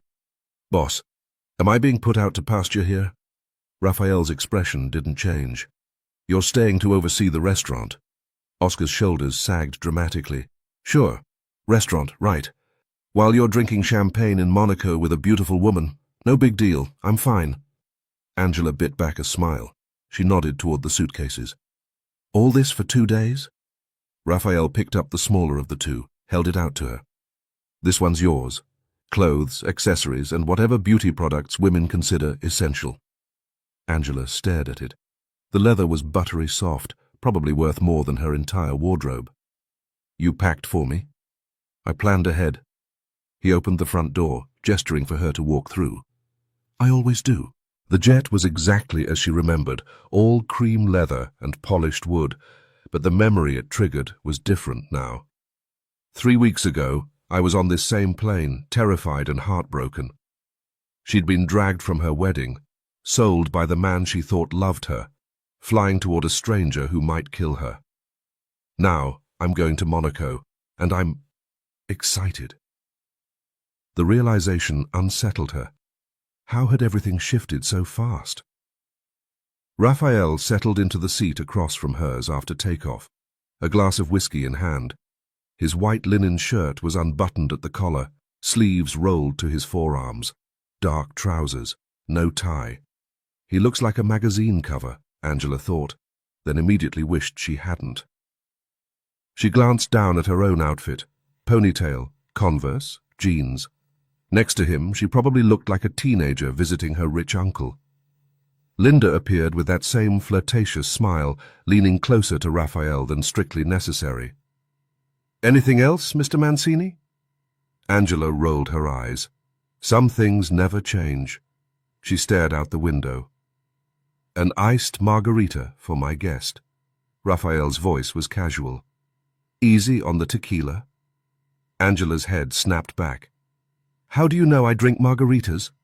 His lips twitched, the same expression that made her stomach flip. "I spent 2 years searching for you, Angela." He swirled his whiskey. "I know every detail of your life, including what you order on nights out." Warmth flooded her face. She turned back to the window, suddenly unable to meet his gaze. "Has any man ever known me this well?" The answer came quick and bitter. No. Johnny hadn't bothered. Her father hadn't stayed. When she finally looked back, Raphael was watching her with those pale eyes, steady and unreadable. "Tell me about your father." Angela's fingers tightened around the armrest. "I told you already. He left when I was 12. She kept her voice flat. "I don't know where he worked, where he lived, what he did with his life, just vague memories. A park. Ice cream once, maybe." Raphael took a slow sip of whiskey. "You haven't been lucky with men." It wasn't a question. "No real man has ever given you the value you deserve." Angela's throat tightened. "Is that you?" The thought came unbidden. "Because you kidnapped me from my wedding, and somehow I've been safer these past 3 weeks than I've ever been." She didn't say it out loud. Raphael leaned forward slightly. "If you knew where the money was, what would you do with it?" Angela laughed, but there was no humor in it. "I wouldn't have been living in a roach-infested apartment, that's for sure." "Pretend you had it." His eyes held hers. "Dreaming is free. Tell me." She swallowed. The question caught her off guard. No one had ever asked what she wanted. "A place to live, I guess. Something small but mine. Maybe a car." She paused, looking at her hands. "Then, I'd open my own cafe. Pastries, desserts, experimental recipes. A little boutique spot where I could spend all day in the kitchen, trying new things, making people happy with what I create." When she looked up, the intensity in his gaze made her forget to breathe. She turned away quickly, her neck flushing pink. "Stupid stuff." "Never mind." Raphael leaned back in his seat. "I like when your cheeks flush, little dove." His voice dropped lower. "That innocence of yours. I find it quite attractive." Angela grabbed her margarita and drained it in 3 gulps. "I think I'll sleep." She moved to a seat farther away, pulse racing, desperately trying to ignore the warmth spreading through her chest. Why does he make me fall apart like this? Monaco was another world entirely. Angela pressed her face to the car window, drinking in the Mediterranean blue, the white yachts bobbing in the harbour, the elegant buildings climbing the hillside like something from a postcard. This can't be real. The hotel lobby was all marble and crystal chandeliers. While Raphael spoke with the concierge, Angela hung back, watching. 2 women in designer dresses walked past, leggy, polished, dripping with diamonds. Their eyes lingered on Raphael, appreciation written plainly on their faces. Angela looked down at her jeans and Converse. "What am I doing here?" "Mr. Mancini." The bellboy led them to the elevator. "Our 2 finest suites, full sea and city views. The rooms connect through an interior door." 2 rooms, separate but connected. Angela bit her lip to hide her smile. She reached for her suitcase, but Raphael's hand closed around her arm first. He pulled her close, his mouth brushing her ear. "I hope you're not thinking of anything foolish." His breath was warm against her skin. "This city is beautiful, but dangerous. I'm the only one who can keep you safe here. Don't forget that." Angela's lips parted. Words died in her throat. All she could process was the heat of his grip, the scent of his cologne mixed with something deeper, warmer, his skin. Her arm burned where his fingers pressed. Static electricity seemed to dance between them. Then he released her. She walked into her room on unsteady legs, crossed to the balcony, and gripped the railing with trembling hands. The Mediterranean stretched before her, glittering under the afternoon sun. Yachts dotted the harbour. The city climbed the hills in shades of terracotta and cream. But Angela saw none of it. "You're in trouble," she told herself. "Serious trouble." She closed her eyes. You can't fall in love with him. But even as the thought formed, she knew it might already be too late. Angela stood in front of the open suitcase, running her fingers across fabrics softer than anything she'd ever owned. Did he choose these himself? Warmth crept into her face. She pulled out a black dress, short, with a neckline that plunged lower than she'd ever dared. But the cut was elegant, sophisticated rather than cheap. She put it on anyway. The woman in the mirror looked like a stranger, someone confident, someone who belonged in a world of private jets and Monaco nights. "Who are you becoming, Angela?" At 7:30, Angela opened her door just as Raphael raised his hand to knock. Neither of them moved.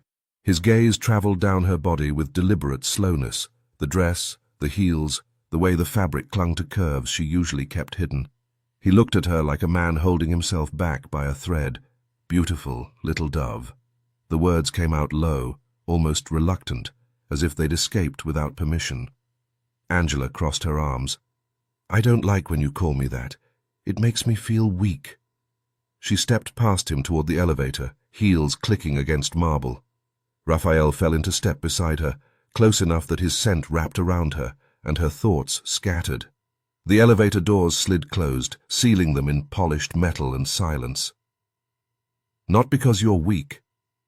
He adjusted his cufflink without looking at her. "That day at the hotel room, you stood in that white dress like you had no idea what was about to happen. Pure, untouched, the most beautiful bride I'd ever seen." Angela's fingers curled into fists. She watched the floor numbers climb. "You reminded me of a dove," he continued, his reflection catching hers in the polished doors. "And you're still young." "Inexperienced. That's not weakness. That's innocence. Something rare in my world." The elevator chimed. The doors opened onto the marble lobby. Angela stepped out first, stopped, turned, looked him dead in the eye. "Maybe I'm not as innocent as you think." She walked toward the exit without waiting for his response, her pulse kicking hard even as she kept her spine straight. Behind her, his footsteps paused, just one beat, before resuming slower, more deliberate.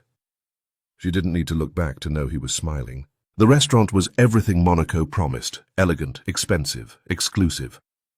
Half the room turned when Raphael entered. Angela stayed at his side, feeling simultaneously out of place and strangely protected. Dinner felt different.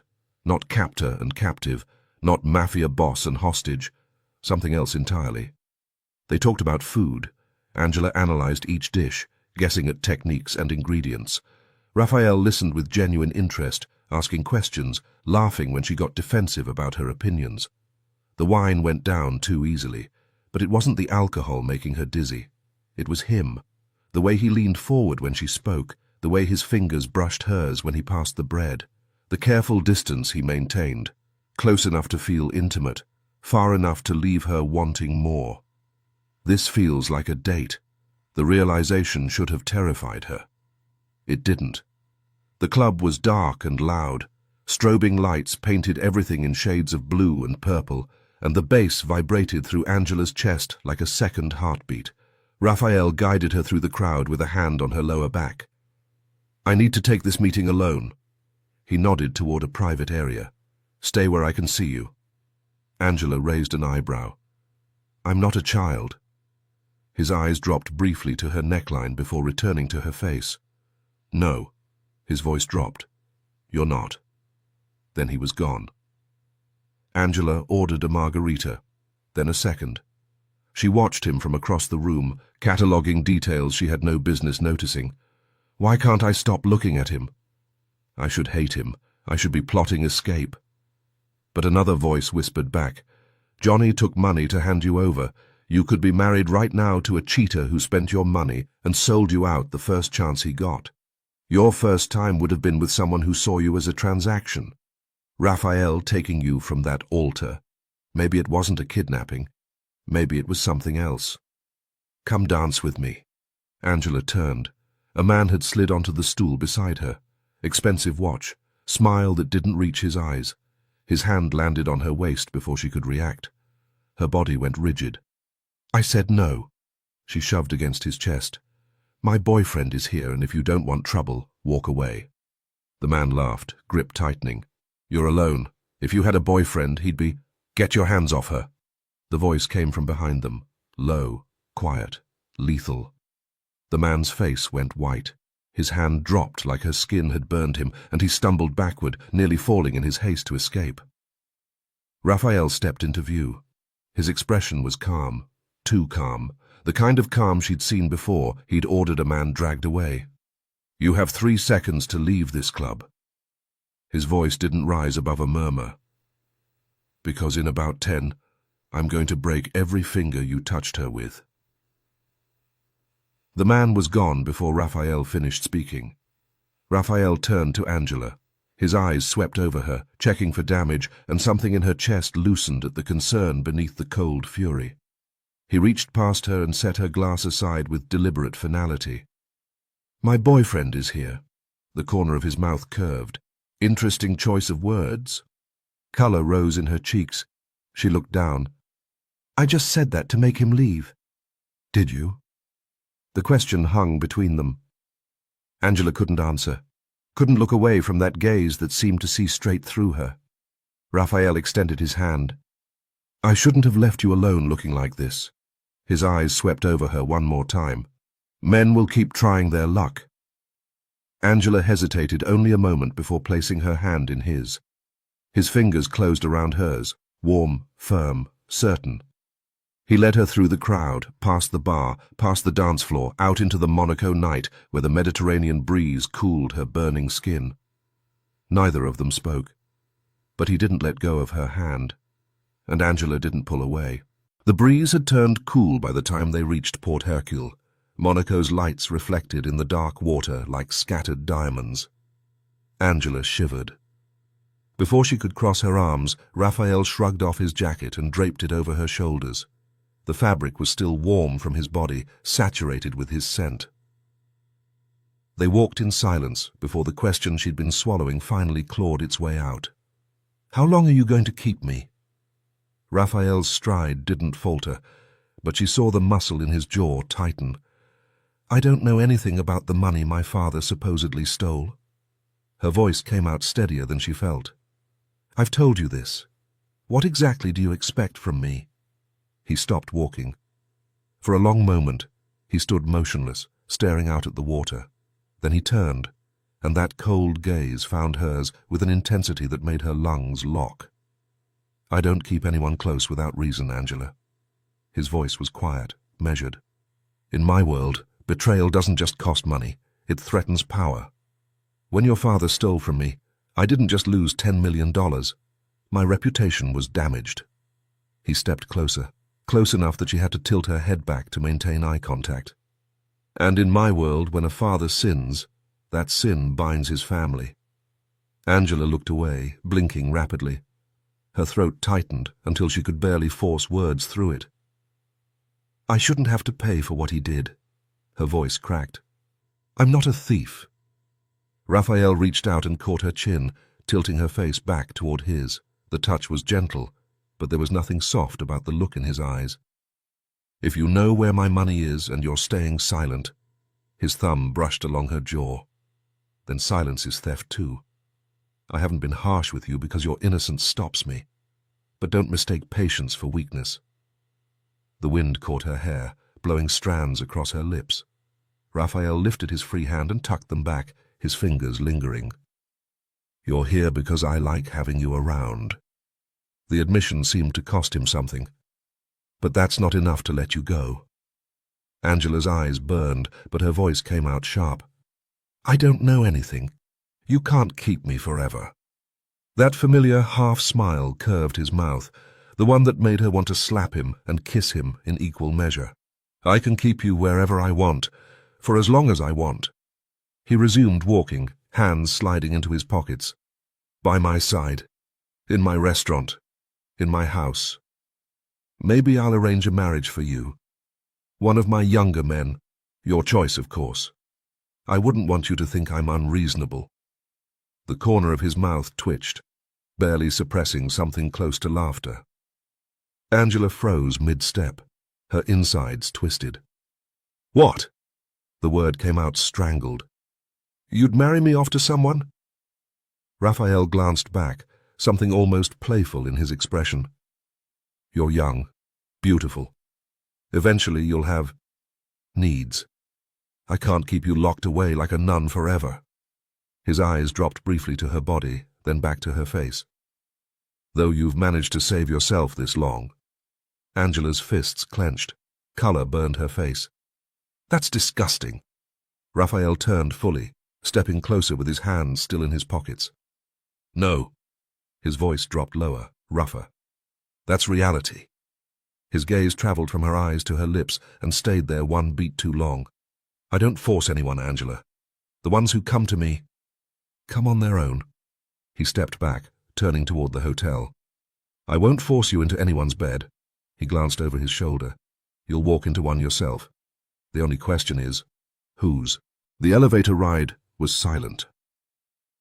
Angela stood with her back pressed against the mirrored wall, her eyes stinging, her lips trembling. Raphael leaned against the opposite side, watching her with an expression she couldn't read. When the doors opened, Angela walked to her room on unsteady legs. She reached for the handle, then stopped. Something made her turn. Raphael was right behind her, closer than she'd realized, close enough that she could feel the heat radiating from his body. "Something you want to tell me, Angela?"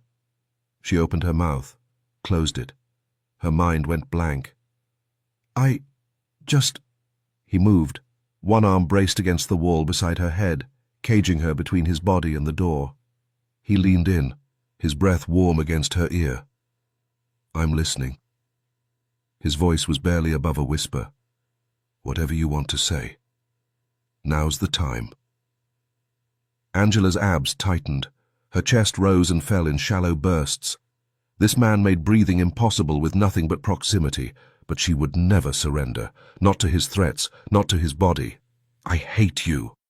The words escaped, a lie so obvious it hung between them like smoke. Raphael pulled back, his expression shifted. Loss? Hunger? She couldn't tell. Angela didn't wait to find out. She pushed through her door and slammed it shut, pressing her back against the wood, her ribs aching with each breath. The only thought in her head was how badly she wanted to be in his arms. Angela stood in the middle of her room, her mind a tangle of contradictions she couldn't unravel. The Mediterranean breeze called to her through the glass doors, promising cool air and clarity, and she crossed to the balcony without thinking. She stepped outside and froze. The adjacent balcony was separated from hers by only a few feet of wrought iron railing, and leaning against it, a glass of amber liquid in his hand, was Raphael. Shirtless. Nothing but black boxes clinging to narrow hips, every line of muscle carved in moonlight and shadow. His chest was broad, defined, the kind of body that came from discipline rather than vanity. A thin scar traced across his ribs, old, faded, a story she didn't know. Their eyes met. Neither moved. Neither spoke. The moment stretched between them like a wire pulled taut, vibrating with tension, neither acknowledged. Angela felt heat bloom in her belly, felt her pulse thrum in places she didn't want to think about.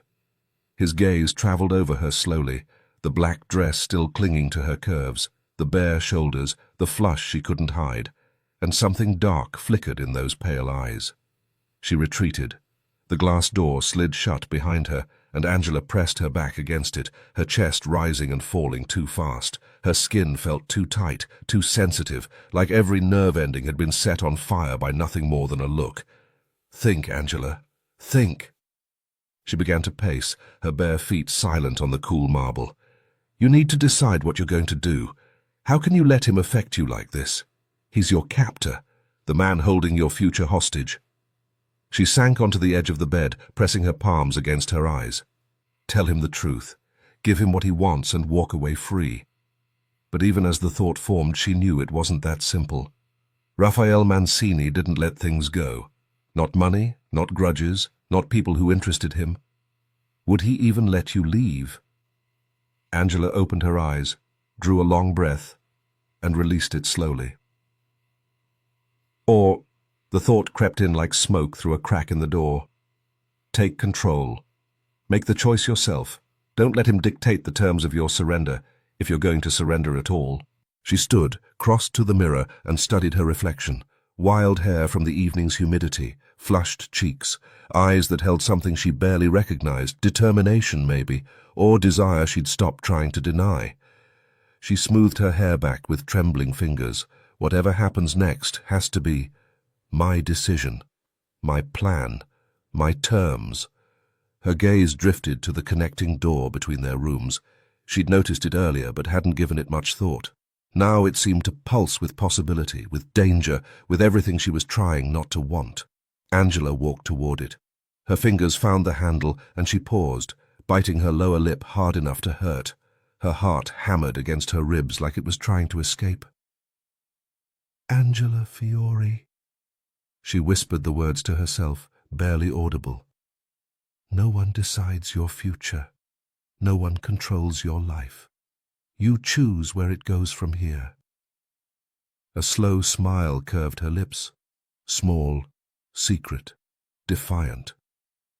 "And you, Raphael Mancini. You'll only think you're in control, but from now on, the power is mine." She pressed down on the handle. The door clicked open. The room beyond was darker than hers, lit only by the moonlight streaming through open balcony doors. Angela stepped through, her bare feet silent on the thick carpet, her heart pounding so loud she was certain he must hear it. Raphael sat on the edge of the bed, still shirtless, still in those black boxers, his forearms resting on his knees. He was watching the door like he'd been waiting for her, like he'd known she would come. He rose slowly. Angela walked toward him, closing the distance between them with steps that felt both inevitable and terrifying. She stopped when they were close enough to touch, but not quite touching, close enough that she could feel the heat radiating from his bare skin. Angela. Her name was a whisper on his lips, rough with something she recognized now, the same hunger she felt coiling low in her belly. "I decide who I want." Her voice came out steadier than she expected, her chin lifting with a confidence she wasn't sure she felt. "I decide what I choose. No one else." Something shifted in his expression, surprise maybe, or respect. His hand came up to cup her face, his palm warm against her cheek. "And what do you choose?" Angela answered by closing the last inch between them. Raphael's mouth found hers with a desperation that stole her breath, his arms wrapping around her waist and pulling her against him until there was no space left between them. The kiss was nothing like she'd imagined, not gentle, not tentative, but consuming, demanding, the kind of kiss that erased everything that came before it. He lifted her easily, and her legs wrapped around him as he carried her to the bed, laying her down against cool sheets that did nothing to calm the fire burning through her veins. His fingers found the zipper at the back of her dress. "These zippers," he muttered against her throat, a ghost of his usual smirk playing at his lips. Always in the way. The fabric slipped away, and Angela felt exposed in a way that had nothing to do with nakedness, but when his gaze traveled over her, there was nothing but reverence in his eyes. Wonder, almost, like he couldn't believe she was real. "I've been waiting for this," he whispered, his lips tracing a path from her collarbone to the hollow of her throat. "Since the moment I saw you in that wedding dress." His touch was fire. Everywhere his hands moved, her skin ignited, every nerve ending screaming with sensation. Angela arched into him, her fingers digging into the muscles of his back as coherent thought dissolved into pure feeling. His hands were everywhere, her waist, her hips, the curve of her spine, and Angela stopped thinking. "Look at me." Raphael breathed to her lips. She did. Those eyes burned into hers, stripped her bare, saw everything she'd been hiding. "This isn't just tonight." His voice was raw. "You understand that? After this you're mine. No one else. Ever." Angela's answer was to pull him into her. That was all the permission he needed. "No. Don't close your eyes." Raphael's voice was gravel and smoke. "I want to see your eyes when you become mine. When I'm inside you, I want you to feel every second of this." When they finally came together, Angela understood why people called this making love, because it wasn't just pleasure. It was surrender, trust, something that couldn't be undone. The initial sting melted into something deeper, fuller, a sensation that built and built until she thought she might shatter. He was gentle when she needed gentle, fierce when she needed more. He watched her face like her expressions were the only thing in the world that mattered, adjusting to every gasp, every sigh, every whispered word. His hands gripped her hips, guiding her rhythm, his forehead pressed against hers as their breath mingled. And when release finally crashed through her, she cried out his name, the first time she'd said it without anger, without fear, without pretense. Just his name, just him. Her sounds melted into his, gasps and groans blurring into one. They fell asleep tangled together, her head on his chest, his arm wrapped around her like he was afraid she'd disappear. Morning light filtered through the curtains, painting the room in shades of gold. Angela woke slowly, awareness returning in fragments, the warmth of the body beside her, the soreness in muscles she'd never used, the steady rhythm of his heartbeat beneath her cheek. She lifted her head and looked at him. Asleep, Raphael looked younger than 38. The sharp edges of his face softened, the perpetual tension in his jaw released. He looked almost peaceful, almost human, like a sculpture carved by someone who understood beauty required vulnerability. Her fingers drifted to his face without permission, tracing the line of his jaw, the curve of his cheekbone, the corner of his mouth. Is this love? The realization hit her like a blow to the chest. This is what love feels like. This consuming, terrifying, overwhelming thing I've never felt before. Raphael's eyes opened. Before she could react, he moved, one fluid motion that flipped her onto her back with him above her, pinning her wrists together above her head. The playful smile on his face was new, softer than his usual smirk. "My little dove." He lowered his mouth to her ear, his breath warm against her skin. "You know I never let go of what's mine. You understand that now, don't you?" Angela's body arched toward him instinctively, a soft sound escaping her lips. "I'm here because I chose to be." Her voice was barely a whisper. "Remember that." Raphael smiled, a real smile, one that reached his eyes and transformed his entire face. "That doesn't change the fact that you're mine now, Angela." He kissed her temple, her cheek, the corner of her mouth. "And now, we're not leaving this bed until evening, because I want to memorize every inch of you." Angela melted into him, let herself be consumed by his touch, let pleasure wash away everything else. But even as she lost herself in his arms, one thought remained, stubborn and persistent at the back of her mind. When do I tell him the truth? The question had no answer, not yet. They stayed in bed until evening, the world outside their door forgotten. Raphael lay behind her, one arm draped across her waist, his lips brushing the curve of her shoulder. Angela's body still hummed with the aftershocks of pleasure, every nerve ending oversensitized, aware of every place their skin touched. I didn't know I could want someone this badly." The words were a whisper against her ear, his breath warm on her neck.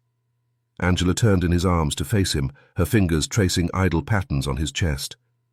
"Have there been many?" She kept her voice light, but something tightened in her stomach. "Women, I mean." Raphael kissed her lips, slow, unhurried. "I'm 38, Angela. Of course there have been." His thumb traced the line of her jaw. "But none like you." "What do you mean, like me?" "Innocent." He tucked a strand of hair behind her ear. "Natural. Defiant. Someone I couldn't bring myself to break." Angela's chest constricted at his words. She looked up at him, vulnerability cracking through her carefully constructed walls. "I don't know you, Raphael."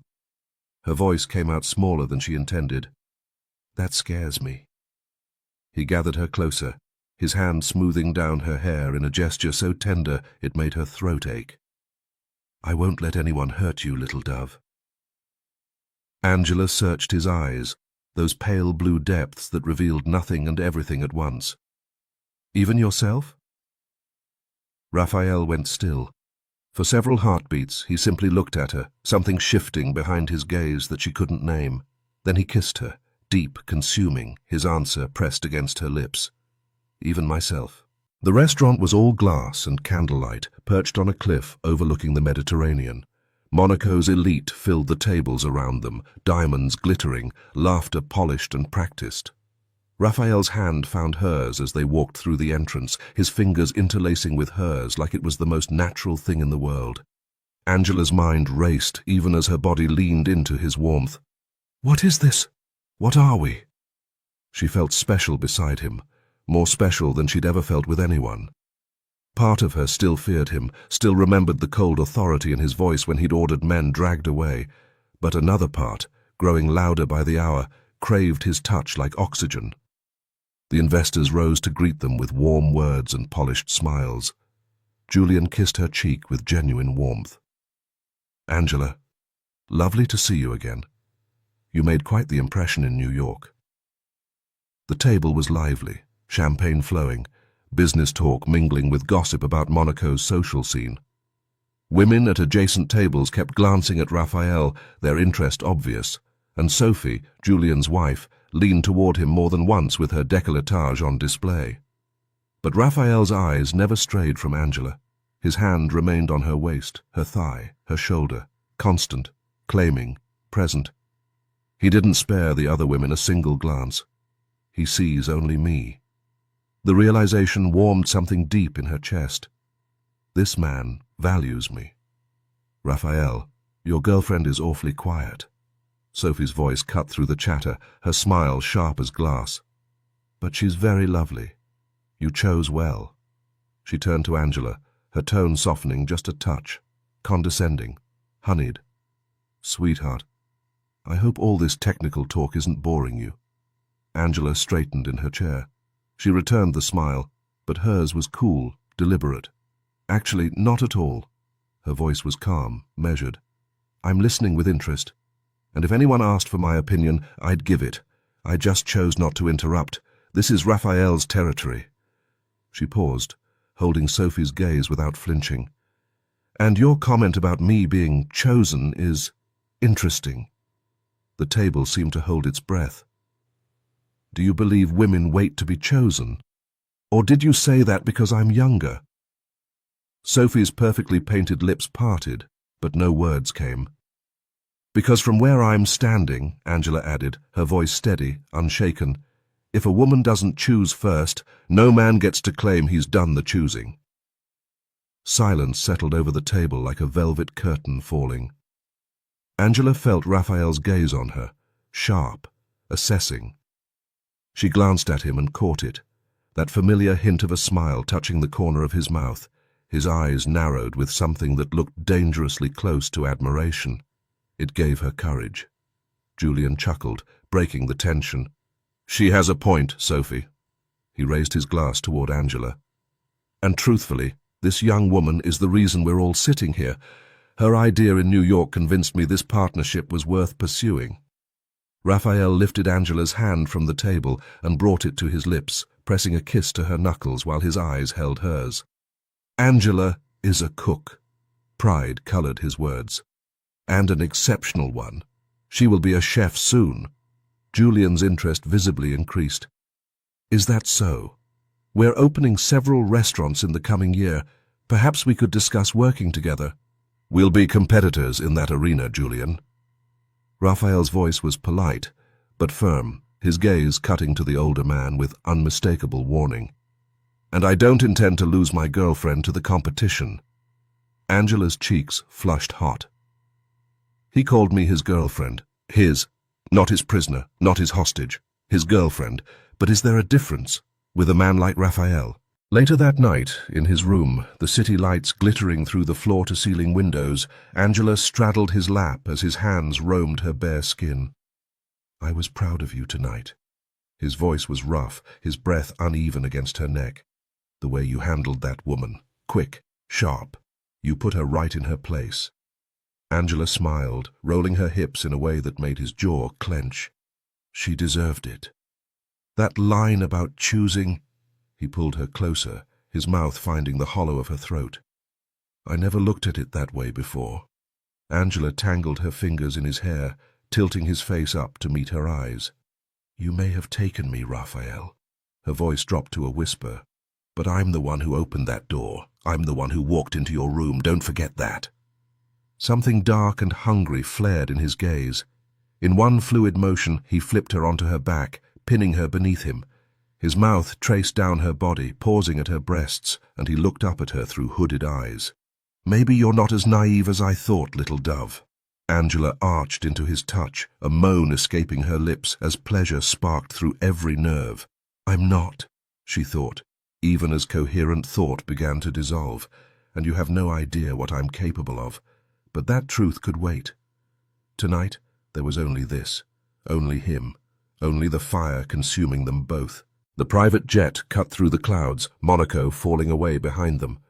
Angela sat close to Raphael, her head resting against his shoulder as the Atlantic stretched endlessly below. He lifted her hand to his lips, pressing a kiss to her knuckles, then her wrist, then the inside of her palm. From the galley, Linda the flight attendant watched them with barely concealed jealousy, her perfectly painted smile tightening at the edges every time Raphael touched Angela. Let her look, Angela thought. He's mine now. "Tell me about your family." She traced idle patterns on his forearm. "I've told you about mine, but you've never talked about yours." Raphael's jaw tightened almost imperceptibly before he spoke. "My father was a hard man. Discipline, that's what he taught me. Control. The business came first, always." His voice was even, measured, like he was reciting facts rather than memories. "He died 5 years ago." "And your mother?" Something shifted in his eyes, a crack in the armor she rarely saw. "Cancer. I was 18. He paused, and when he continued, his voice had softened. "She was my best friend. The only person in my family who understood me." Angela's chest constricted at the rawness in his words. She squeezed his hand tighter. "I took over the family business after my father passed. Uncles, cousins. They didn't make it easy. Too many opinions, too much ambition." A muscle ticked in his jaw. "Oscar is the only one I trust completely. He's a distant cousin, but we grew up together. He's been by my side since we were kids." "And the restaurants, the nightclubs?" Raphael turned to look at her, his pale blue eyes holding hers with unsettling intensity. "When you operate in that world, you deal with dangerous people. And to survive dangerous people, you have to be more dangerous than they are." His thumb traced circles on her palm. "That's the nature of the business." Silence stretched between them. Angela's stomach churned with the question she'd been holding back for weeks. "Raphael," her voice came out smaller than she intended. "My father. How did he steal from someone like you? And why?" He didn't answer immediately. His gaze shifted to the window, watching the clouds drift past. When he finally spoke, his voice was calm but heavy, not accusatory, just factual. "Because your father wasn't afraid of me." Angela turned to face him fully, her brow furrowing. "He wasn't my enemy, Angela."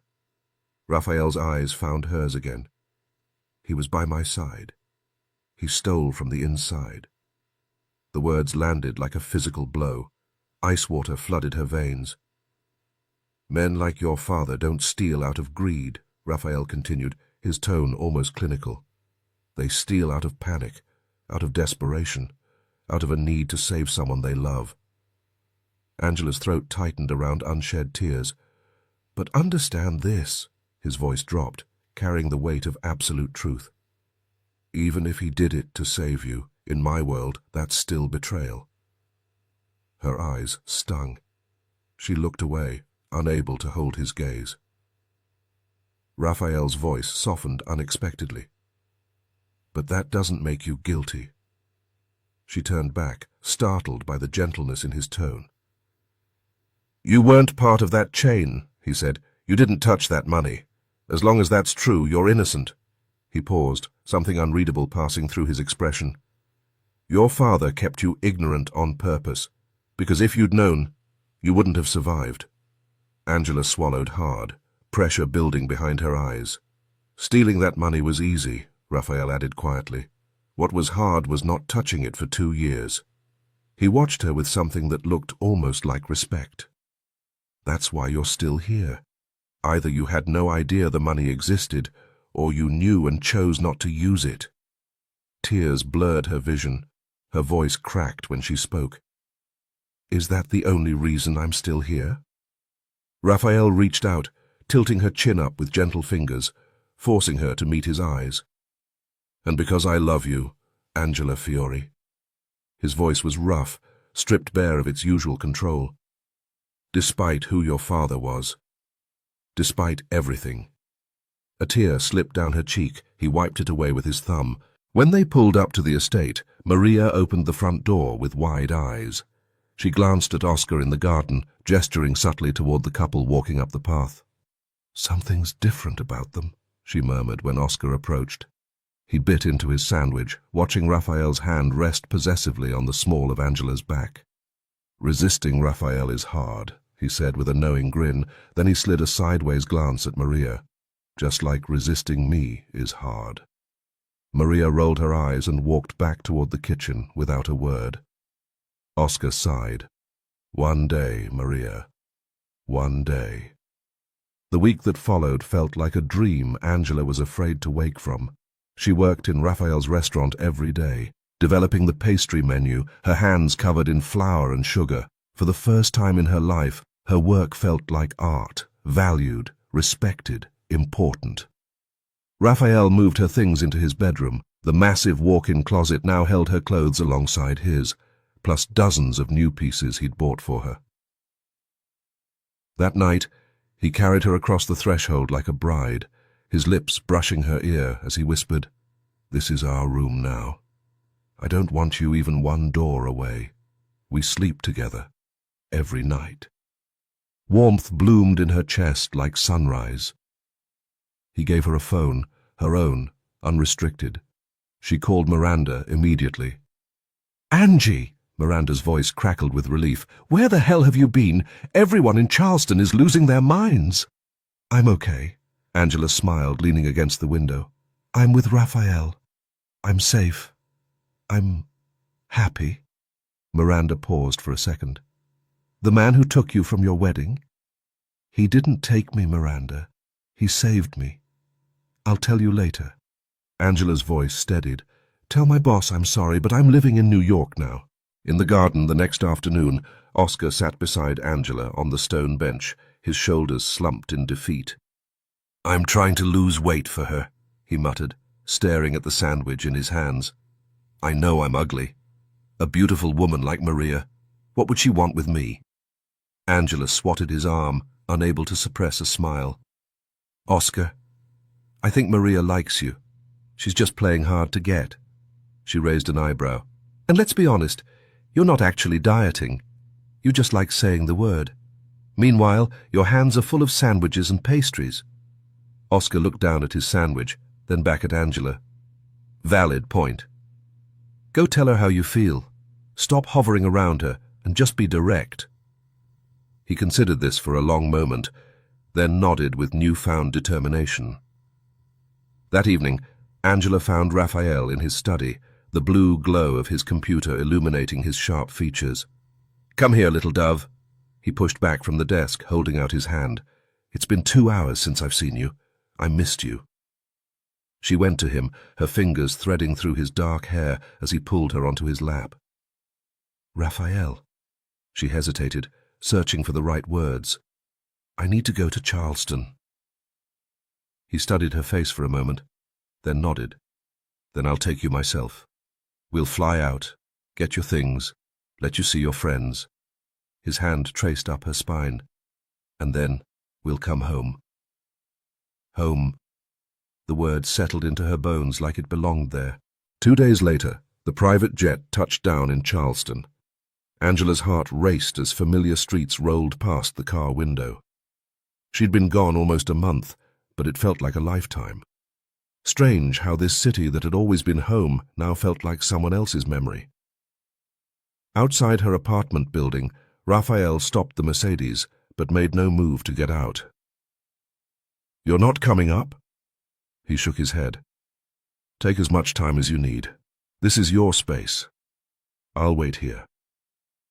She leaned across the console and kissed him, soft, lingering, grateful. Upstairs, Miranda nearly tackled her at the door. "Angie!" Tears streamed down her friend's face. "I was so worried." They spent an hour catching up, laughing, crying, packing Angela's belongings into boxes.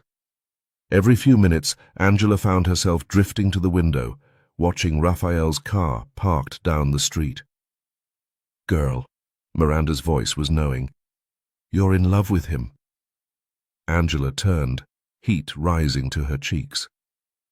"That gorgeous man who dragged you out of your wedding?" Miranda shook her head in disbelief. "I mean, he scared the hell out of all of us. But honestly, he saved you from Johnny. That guy was a leech," she grinned. "So maybe getting kidnapped was the best thing that ever happened to you." Angela laughed, but the sound was soft, almost reverent. "I do love him," she admitted. "Under that cold exterior, behind all the dangerous things he does. He's passionate, possessive, but he shows his love. He makes me feel like I matter." Miranda pulled her into a hug. "Then go get your man, Angie." Angela turned to gather the last of her things, but before she left, she paused at her nightstand. Her fingers found the familiar groove of the drawer. Inside, beneath her old music box, was a hidden compartment. She lifted the false bottom and pulled out a folded envelope. Her hands trembled as she tucked it into her pocket. Dread pooled in her stomach like cold water. "Maybe I'll lose him," she thought, pressure building behind her eyes. "Maybe this will destroy everything." But she couldn't keep lying. Not anymore. Without looking back, Angela walked out of the apartment and toward the waiting car. Toward Raphael. Toward the truth. Angela slid into the passenger seat, her backpack clutched against her chest. Raphael sat behind the wheel, but something was off. His jaw was tight, his gaze distant, fixed on some point beyond the windshield. His hands gripped the steering wheel like he was bracing for impact. "Thank you," she said softly, leaning over to press a kiss to his cheek. "For bringing me here. For waiting." He turned, and a small smile ghosted across his lips. He nodded, but said nothing. Angela studied his profile, the tension in his shoulders, the way his fingers drummed against the leather. "Is something wrong?" "No." His voice was measured, controlled. "There's one more place I want to take you before we leave." The envelope in her pocket seemed to burn against her thigh. All through packing, all through saying goodbye to Miranda, she'd been rehearsing how to give it to him. What to say, how to explain. "Tell him now," her mind urged. "Just tell him." But the words wouldn't come. The car wound through Charleston's historic streets until they reached Waterfront Park. The late afternoon sun cast golden light across the harbor, and the famous pineapple fountain sparkled in the center of the promenade. Raphael parked and walked around to open her door. He took her hand. his palm warm and steady against hers, and led her toward the fountain. Couples strolled past. Children chased each other across the grass. The air smelled of salt and possibility. They stopped at the water's edge, the fountain's gentle spray catching the light like scattered diamonds. Raphael turned to face her. His pale blue eyes held an intensity she'd never seen before, vulnerable, almost uncertain. "Angela," his voice was low, rough. "You've been with me for 6 weeks, but I've known about you much longer than that." Her brow furrowed. "What do you mean?" "I spent 2 years looking for you. After your father died, you disappeared. No trace, no trail." He paused, something flickering behind his gaze. "When I finally found you, I had you followed for 3 months before I made my move." Her breath caught. "I know what time you wake up," he continued. "Who you spend time with. Where you disappear to when you're hurting." His jaw tightened. "I know the bench you sat on for 3 hours the day your father died. I know you, Angela." She couldn't speak. Her heart hammered against her ribs. "There were reasons I wanted you near me. The debt. The money." He stepped closer, his hand rising to cup her face. "But there's something else. Something that has nothing to do with any of that." He reached into his jacket pocket. "I love you." The words came out raw, stripped of all pretense. "I want you with me. Always. At my side, in my bed, in my restaurant, everywhere." He lowered himself to one knee. Angela's hand flew to her mouth. Shock rippled through her, scattering her thoughts like dropped marbles. He opened a small velvet box. Inside, a diamond ring caught the fading sunlight, huge, flawless, breathtaking. "Marry me." For a moment the world stopped. The fountain's spray seemed frozen in mid-air. Everything narrowed to just him, just this, just the impossible question hanging between them. A smile trembled across her lips. Joy and terror warred inside her chest. But Raphael wasn't finished. "This isn't pressure," he said, his voice steady despite the vulnerability in his eyes. "I'm giving you a choice. A real one. You can say no, stay here, live your life, and I'll fly back to New York alone." A muscle worked in his jaw. "It'll break me, but at least I'll know you had an out." The envelope in her pocket pressed against her hip like a stone. Tears blurred her vision. She looked down at the ring, at the diamond blazing in the fading light, and something cracked open inside her chest. She closed the box. "Raphael." Her voice broke on his name. "Please, stand up." He rose slowly, confusion clouding his features. They stood face to face. Angela took the box from his hands and pressed it back against his chest. "Thank you for giving me a choice." A tear slipped down her cheek. "But my answer is no." His face went blank. Then pain flashed across it, quick, devastating, barely contained. "I thought we were in love." His voice was quiet, dangerous in its stillness. "I can't marry you." The words tore out of her, ragged and raw. "Not like this." "What does that mean?" His eyes narrowed, searching her face. "Not like this." Angela's fingers trembled as she touched his jaw, tracing the sharp line of bone beneath his skin. "I want to stay here, Raphael." Her voice cracked. "You said I had a choice. This is my choice." "Why are you crying?" His hand caught hers, holding it against his face. "Angela, tell me what's happening." She couldn't answer, not without destroying everything. So instead, she kissed him, pouring every word she couldn't say into his mouth, every apology, every confession, every goodbye she didn't have the courage to speak out loud. When she pulled away, his eyes were still closed. Oscar stood by the Mercedes, his massive frame leaning against the hood. His eyebrows shot up as Angela sprinted toward him, tears streaming down her face. She grabbed her backpack from the back seat, then she reached into her pocket and pulled out the crumpled envelope. "Give this to Raphael," She pressed it into Oscar's hands. "But only when you're in the air. Promise me." Oscar's face creased with confusion. "Angela, I thought you two loved each other." She wiped her eyes with the back of her hand, but the tears kept coming. "It's complicated, Oscar." Before he could respond, she turned and ran, away from the car, away from the park, away from the man still standing by the fountain with an empty ring box in his hands. Raphael didn't move for a long time. He stood at the water's edge, staring out at the harbour as the sun sank below the horizon. The only woman he'd ever truly wanted had just walked away from him, and he had no idea why. The private jet climbed through the clouds, New York bound. Raphael sat in silence, his gaze fixed on nothing. The ring box sat unopened on the table beside him.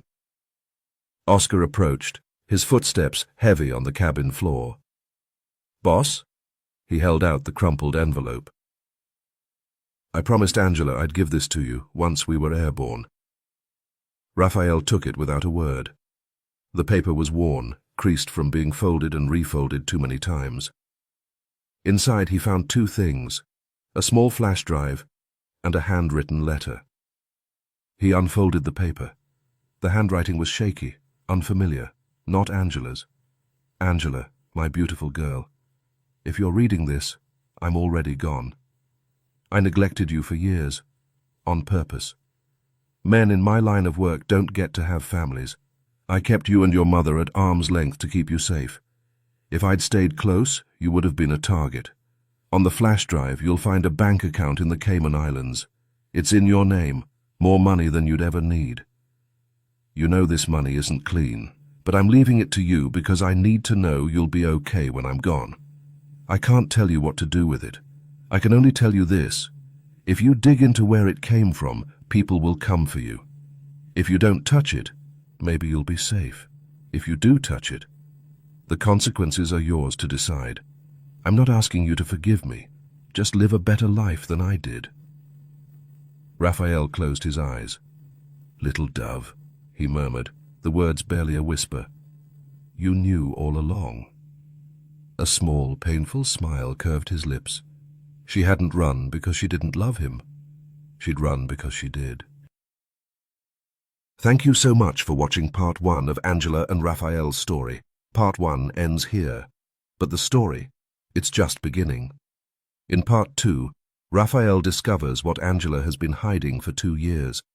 A secret from the past threatens to destroy everything, and a choice that will change both their lives forever. Will they find their way back to each other? Or is this goodbye? Part 2 arrives in 3 days, but I need to know, are you coming back? Please comment Part 2 below. You can rate the story from 1 to 10, and if you felt something, anything, leave a like. Do Angela and Raphael deserve their happy ending? Tell me what you think. Thank you for watching. Thank you for caring. See you in Part 2.